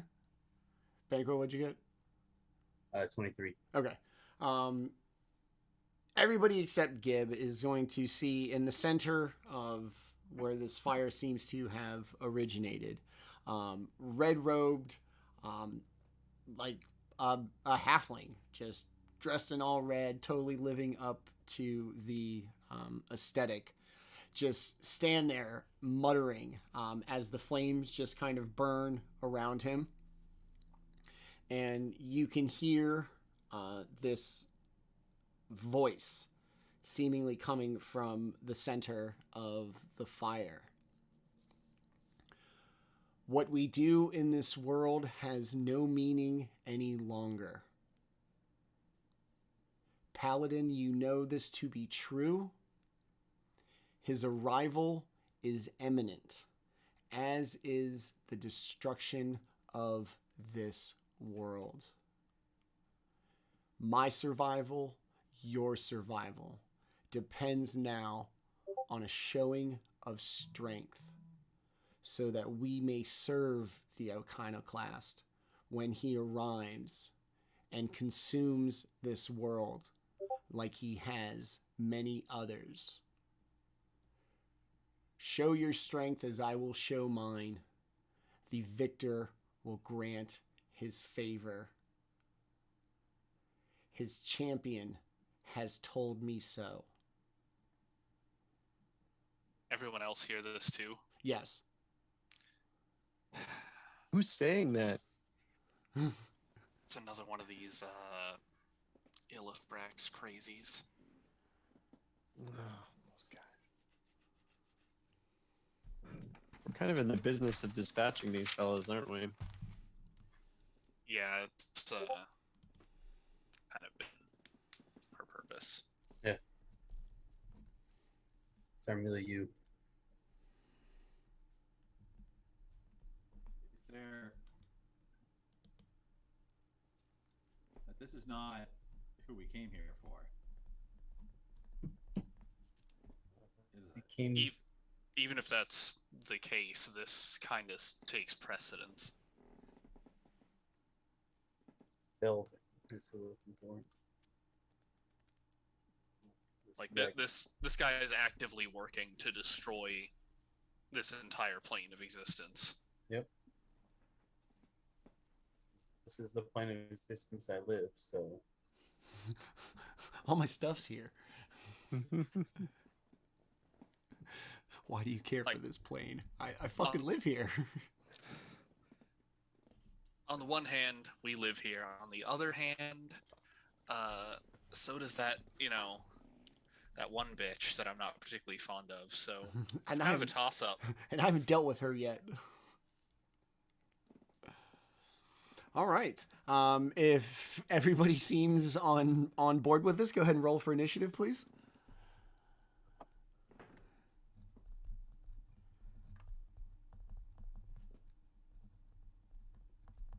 oh fuck me. Oh, finally. Can I have when we heard the explosion hit myself with the guidance for the a little boost to the initiative? Sure. 1d4 to my nat 1 roll. Make my 5 and 8. Okay.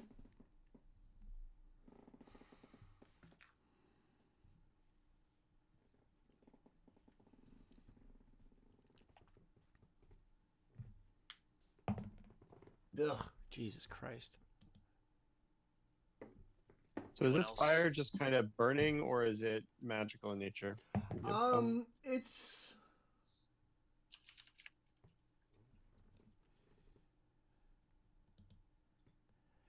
like it's burning the land around it.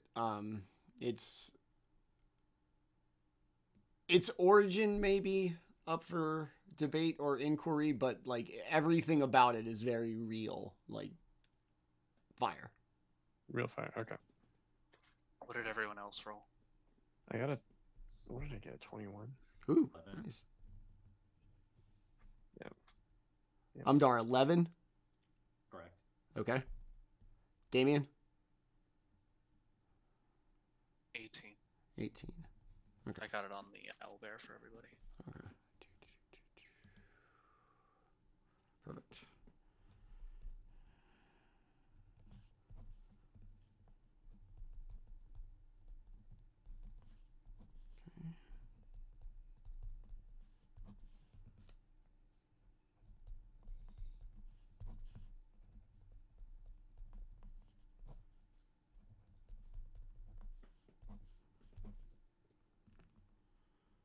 Okay. All right.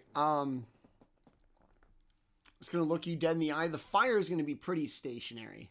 The kind of concentric circle building out from the middle, but the kind of center ring of flames that he stands in is stationary around him. Gib, you are actually first to act. What would you like to do?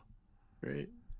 So Gibbs just going to move up 30 feet and not really going to, try to split hairs on what's going on. He's going to cast Moonbeam. Okay. Classic. At what level? Classic. At 4th level. Yeah, on our little fella there. MOON. That spells moonbeam. Um,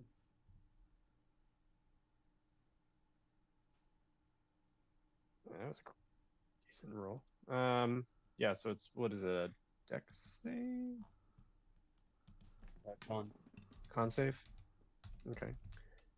So it would be 23 damage if he fails, but it's a DC 17.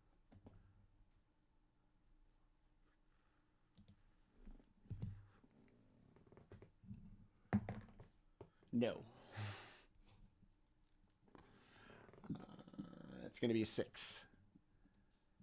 Fuck, man. All right, so 23 damage. That is correct. Okay.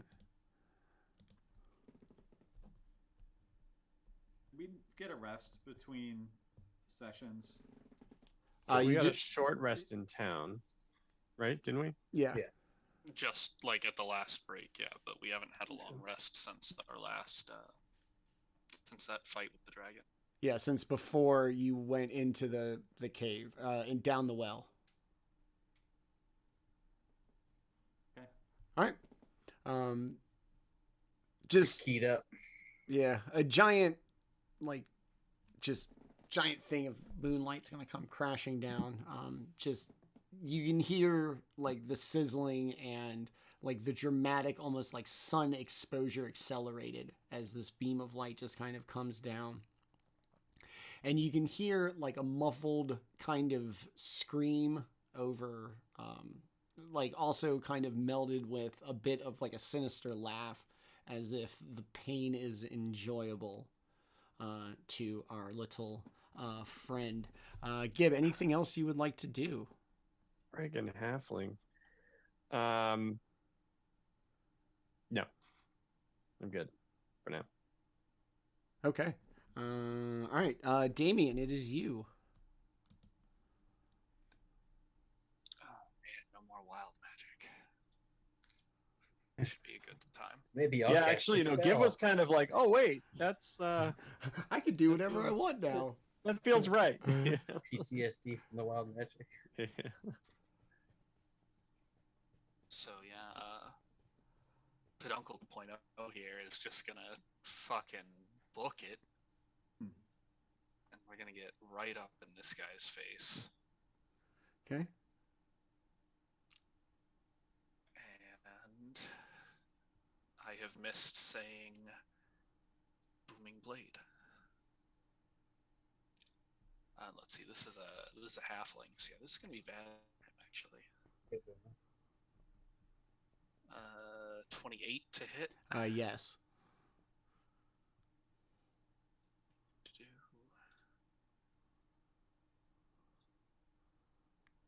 For a total of 26 damage. Okay. On the first one. And do one more. Which is also a 28 to hit. Yes.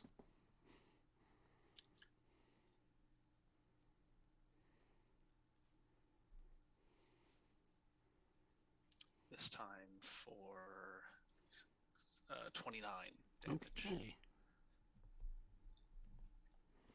All right. And Peduncle's going to take a shot. Okay. Ooh, very nice. That's a 25 to hit from Peduncle. Yes. Good work. For 11 bludgeoning damage. Okay. And then just use the rest of my speed to back up just a little bit. As I expect some of my allies are going to pull up and probably going to want some aura. As you make your attacks, you hear the same voice you just heard, like out loud and audibly, that everybody heard. You hear it in your head. Your master will not be pleased by this, champion. You have already chosen your side, and killing one of your master's soldiers will not be looked kindly upon. And then you can hear that same kind of maniacal laugh, like out loud, as you just slash away at this thing with the fires burning around it. It laughs through its pain. Chosen my sign? Side. Side, I see. All right. Yeah, they sure are fucking insistent that I'm working with them, despite literally all evidence to the contrary. All right. Umdar, it is you. Hey, is there any space next to this guy that is not on fire? No. Two of you could not fit in like the ring of fire at the same time without one of you being burned. Okay, the fires are still like actively Yes. burning. Okay.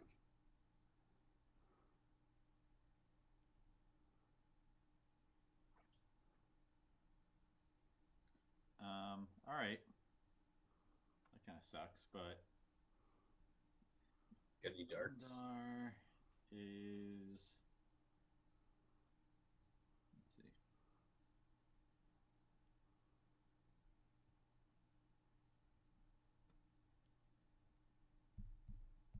Do this.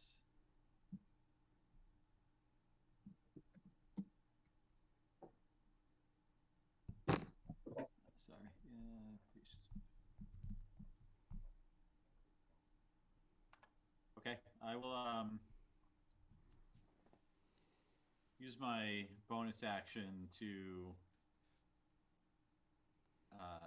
unfurl my spectral dragon wings and leap over as much of the flame as I can, and find whatever spot I can next to this guy, even if I have to step on fire to do it.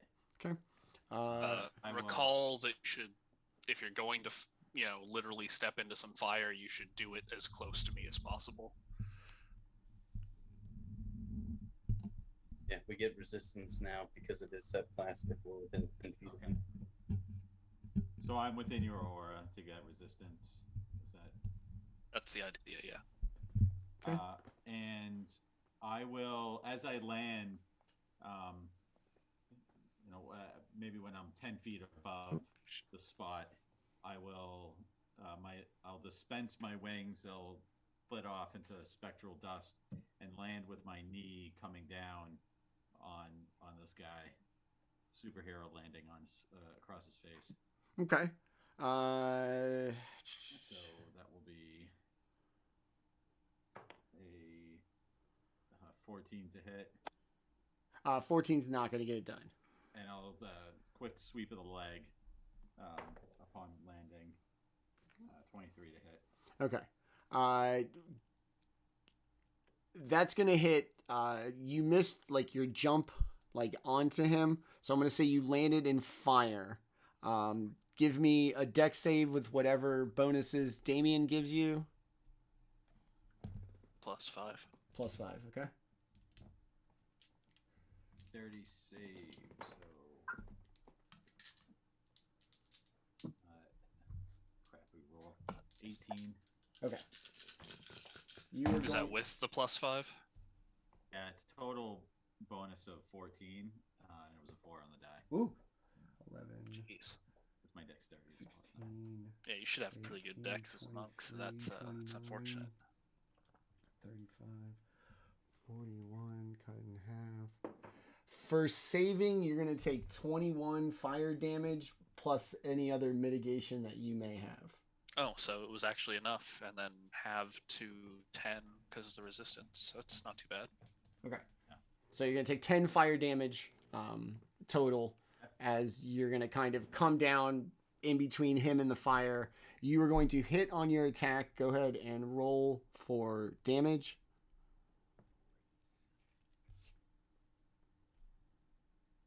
6 damage. Okay. Yeah, Umdar was not making any special effort to avoid the fire, so she landed right in it, and that will end her turn. Okay. You're gonna see him. Like you're gonna. What'd you follow with? Like, oh, a sweep to the leg. Yeah. Because of their lower center of gravity, you're not gonna so much kick the druid's legs out from under him, but just kick really like the shit out of him, in like the calves. He's gonna kind of crumple backwards and come up just laughing, while like clearly beaten, scarred, bruised from this encounter. The fires just rage on, and he just continues to laugh. And even with you like this close to him, there's just this blank, vacant stare past you, fixated on the fire. So I see that Umdar hails from the Cobra Kai method of fighting. Bro, season 5 was wild. I just finished it yesterday. I picked up some neat tricks over the years. Okay. All right, Umdar, anything else? That's it? That's gonna end Umdar's turn. Okay. The druid's just gonna, like I said, just look like past you, fixated on this circle of flames around it. And it's just gonna start like talking to the flames. And Umdar and It is gonna take some moonbeam damage if it starts its turn in the moonbeam. okay. So you just tell me when. Okay, this was going to be the druid's turn, so do I have to roll again, or do I just take the damage regardless until I move?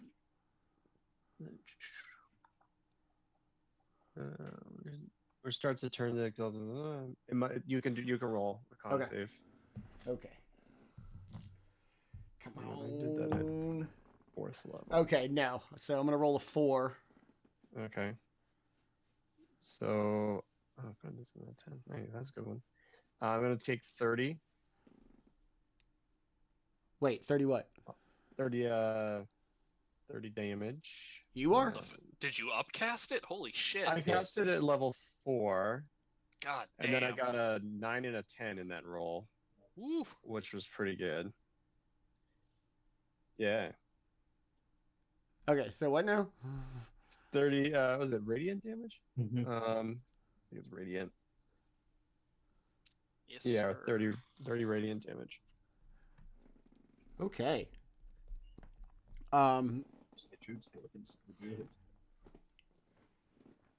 The forest is already lit up by this fire, and even with all this bright, burning flame, it's almost going to flash so bright that you have to like shield your eyes.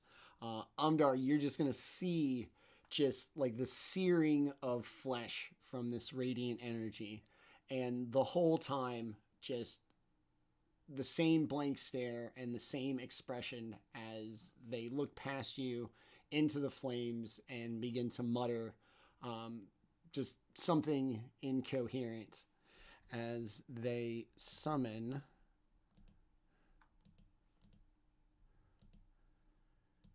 two fire elementals.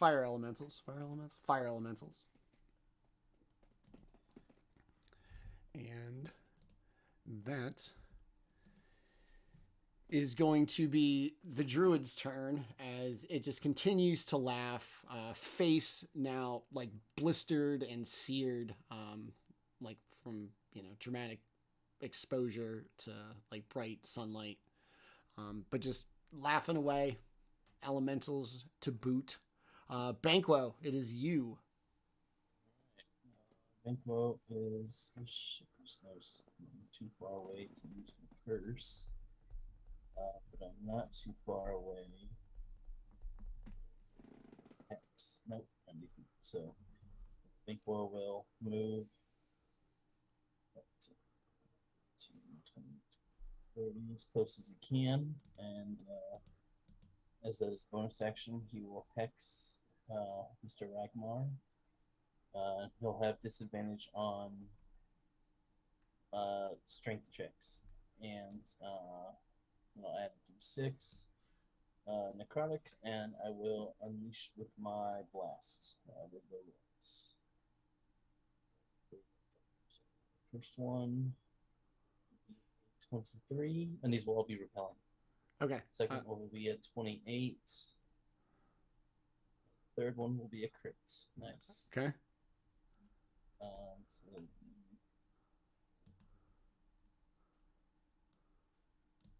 it's damage 2, 3, it's 10, 29,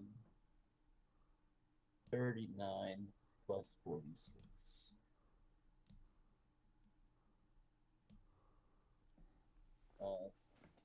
52 Wow. necrotic and force damage, and yeah, he'll be knocked back 30 feet. Okay. So you're gonna get pushed back, like through the flames. All your Eldritch blasts hitting him like square in the chest. And as he makes his way through the flames, not a scorch, not a singe, nothing on him, as he doesn't even like brace to go through the fire. Just easy going as can be, as he gets pushed back. And that'll end my turn. Okay. All right. Back up to the top with Gib. Yeah, Gib. Is there any? I know there's like a fire raging, but any like shade under like any of these bushes or anything? I would say that like over in here, the kind of plumes of smoke are probably a little. Okay, so Gib is gonna move into some shade. Okay. And then he is going to use Steps of the Night to give himself some flying speed. Okay. Yeah, as a bonus action, just so he can get over these flames and not have to walk his way through it. So that's a little bit of movement, a little bit of bonus action. What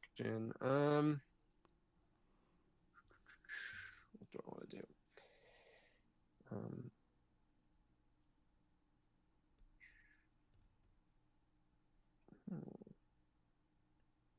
I think what I'm gonna do actually.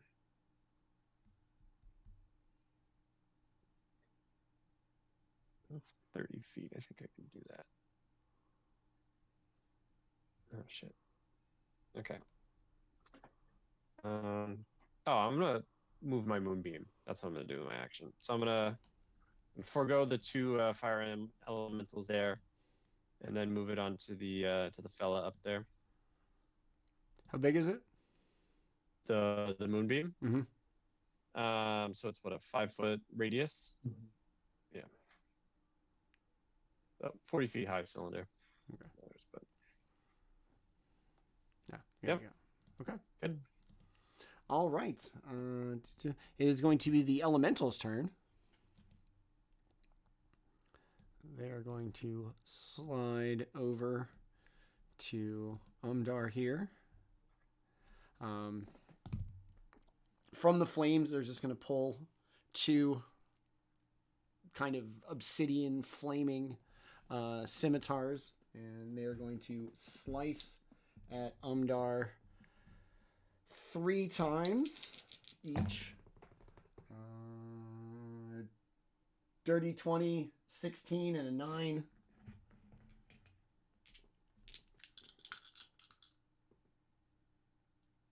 Sorry, the 20 hits. The other Okay. miss. And then the other one, same thing. 23, 18, and dirty 20. The 20 and the 23 hit. Okay, so that's going to be 3 all day.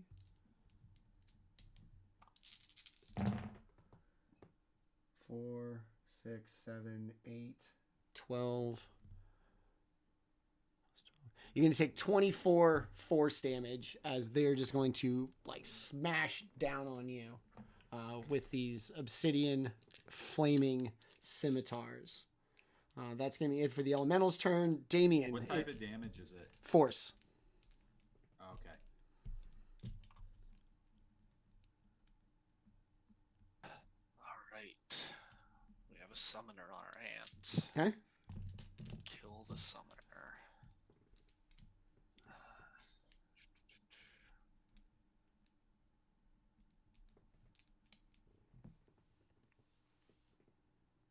Damn it.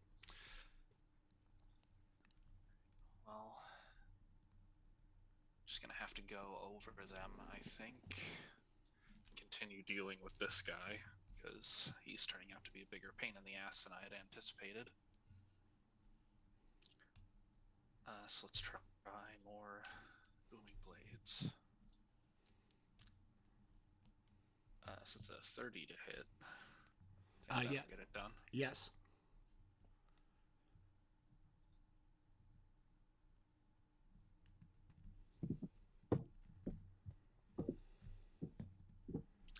For 28 Okay. damage. And the next one is a 25 to hit. Yes.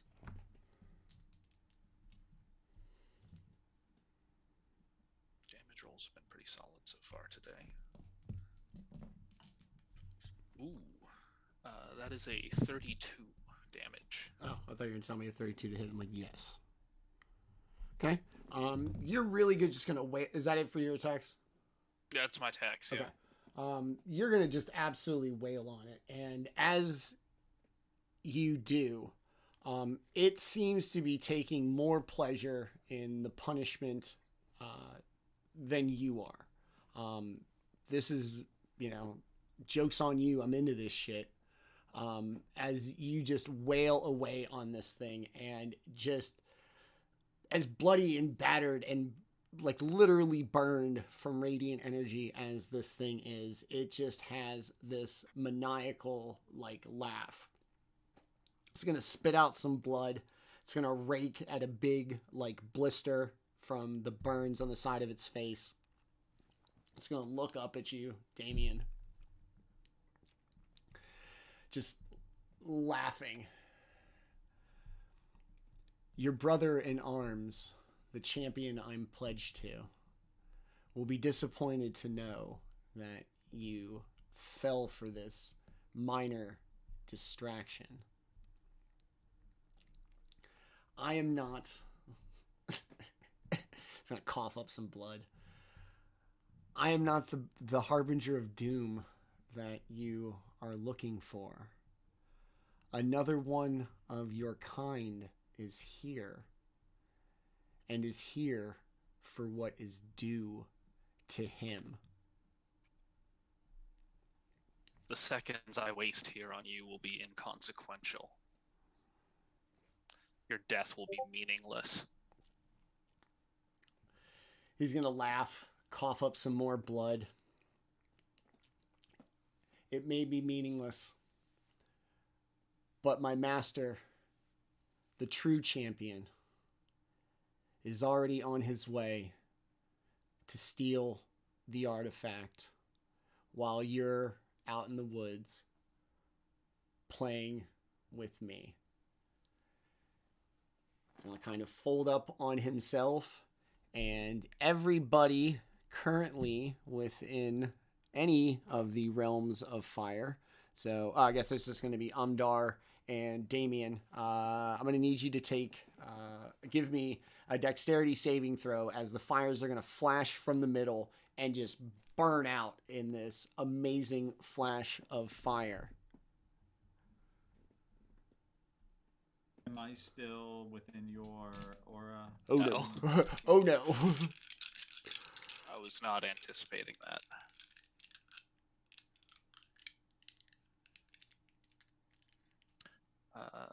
17 for Umdar. Okay. 19. All right. 10, 11, 13, 19, 23. You both saved. You're going to take 11 from saving plus whatever other mitigation there may be. That's fire. Yes. Yeah, so I just take 5. Okay. 11's not going to put Umdar down anyway. The fire is going to flash out. The body of the halfling is going to turn to ash and blow away. The elementals are going to just disperse into the burning fire. While the fire remains, everything else around it has gone. And the overwhelming smell of like burning wood and leaves fills the forest. Real quick, we'll go through initiative one more time. Umdar, what would you like to do as the fires continue to burn, but as best you can tell, the druid is gone? Umdar's going to jump in the water Okay. and swim to the other side. Fair. Splash in. It's going to feel real good. It's really nice, clear water. For most of the inhabitants of this region, the water would be too deep. But for you, it's about neck high, and you can still walk along the bottom without having to swim. I prefer to swim. It's fast. Okay. Nice little stroke action on. Very good. Banquo. Manny, what the fuck? What? Stroke action from Umdar. Great. What? Look, man, I Fresh stroke. could be too oblivious to like realize I set somebody up for a joke. Both things are possible. I can be both witty and oblivious at the same time. Witty despite yourself. Right. You guys Right, even right. forced the large. I thought the blacksmith thing with the arm. Everybody else took that a whole other direction. So maybe I'm not the problem. Banquo, you saw the elementals disappear. Another menacing speech from the druid as he seemingly disappeared before a giant blast of fire in the region that didn't affect you any. What would you like to do? Yeah, so wanting to try to keep this fire from getting out of control, he will go ahead and summon a magical secret that he has discerned from his experience fighting these dragons, and he will cast a summon draconic spirit. Okay. He'll pull out his flute wand and wave it around, and small spirit of a actually I think it's large, but a spirit of a dragon, This is just Banquo narrating and peeing on the flames. yeah, yes. Take that. Fuck you, druid. It'll be a silver dragon, and it will begin doing runs of its cold breath on the flames, trying to ice it out and do a little bit of fire suppression. Okay. That'll end my turn. I don't really have anything else that I can do. All right. In the places where the fire elementals once existed, the kind of remnants of their obsidian swords are going to kind of be seen. The fire is eventually going to like go out. It's going to get suddenly very humid. All this moisture and the fire just it's going to get very humid. But the kind of persistent smell of burnt wood and leaves is going to persist. Gib fires out, or in the course of being put out, as the silver dragon is just going to strafing all over the place. What would you like to do? He's just gonna fly over to Umdar and ask her if she needs a lift. He doesn't get to fly very often, so he's very much enjoying just like skirting the treetops here. Jeez. Gib, that's you? Yes, that's me. Yeah, sure. Yeah, I'll kind of weird, but okay. Great. Yeah, it's it's great to worship Salune. So, yeah, just picks her up and puts her on the side of the river of her choosing. Oh, you're not going to go for the whole Superman Lois Lane like fly above the clouds thing? No, Gib Okay. definitely is a married man and Okay. respects Umdar's autonomy. Okay. So just a little jaunt across the river, just for the flex of being able to do it. Yep. Okay. Elementals. All right. Daemion, seeing this threat or hearing this threat from the druid, referring to you as champion, what would you like to do? Actually, Damien's headed back to the group with a bit of a grin on his face, actually. And when we have a moment to collect ourselves, he's going to explain that that guy was an idiot. And he gave away a lot more than he should have. Not only are we on the right track, but they haven't reached this vault yet. We can still get there first.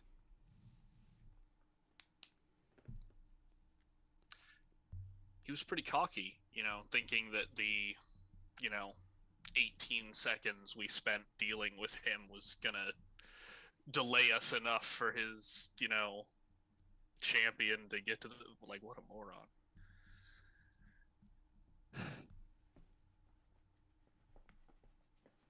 If we move quick, we might actually be the first ones there this time.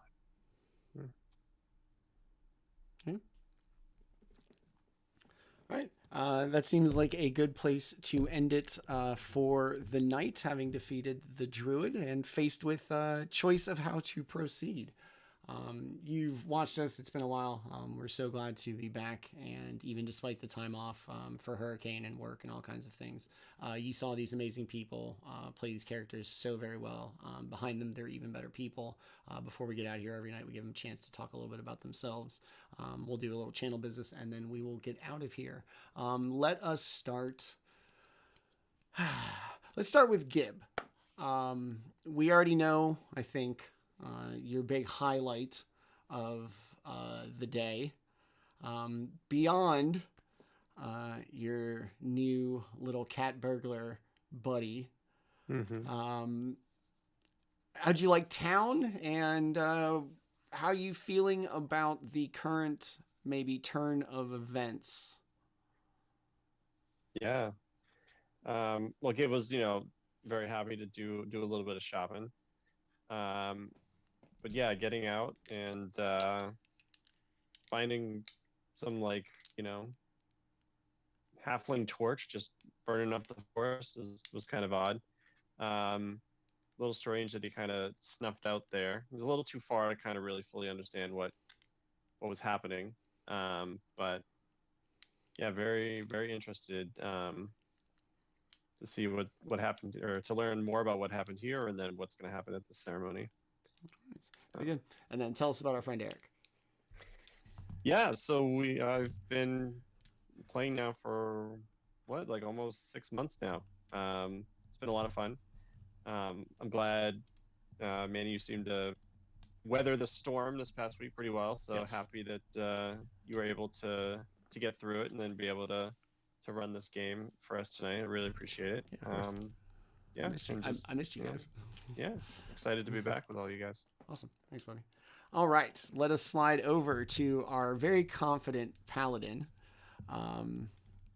So, Daemion, you feeling pretty good about, you feel like your little druid buddy gave away too much?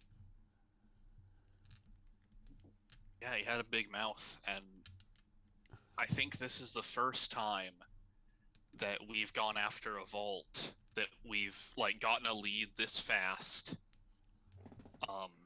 and been able to feel like we're at least a little bit ahead of the game for once.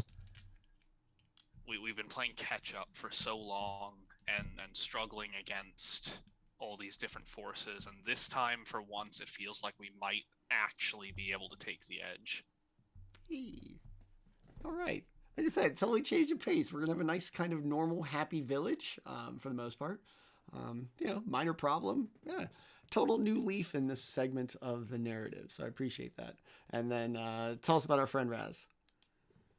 Yeah, it's been a while and I've missed it, but also honestly the timing was probably for the best because I've spent the last 3 weeks in just absolute fits and I'm finally starting to get over it. I'm hoping that by this time next week we'll be back to business as usual for me, but we'll see. I was able to hold it together for our relatively short session this week, which I'll call a win, and we had a good time. And I'm glad to be getting back into things. Glad you're back, buddy, and glad you're doing better. Sorry you got sick, but like I said, glad you're doing better. All right, Banquo. You have seen this kind of druid thing. You've ridden a pretty boss little raccoon out into the woods. You bought something. You booned the local economy here in Halfling Town. Any other thing you're kind of proud of for the day? You're muted. Yeah, summoning a dragon of my own, even though mine is only temporary compared to peduncle. It is nice having lots of dragon lore that we've picked up throughout our adventures, starting to come back in dragon flavored abilities, and that's really cool. And yeah, like Daemion, he's also really glad that it seems like we're getting a jump on this one, and is looking forward to trying to get to that vault before this champion fella can. Okay. All right. And then tell us about our buddy Nick. Nick has just been chilling lately, just working and playing D&D. My week has gotten a lot busier, so I've had to step back from, or I will be stepping back from another campaign, but this one will always endure. My Wednesdays will continue to belong to the channel as long as they can, and yeah, just really enjoy playing with y'all. Awesome. Thanks, buddy. Last and not least, Umdar. You're in the off-camera chat recently. You brought up the idea of you have a background in dragon cults, and whether half serious or kind of joking, you posited the idea of starting a dragon cult of your own. Anything that you may have seen today that would derail that kind of thought process?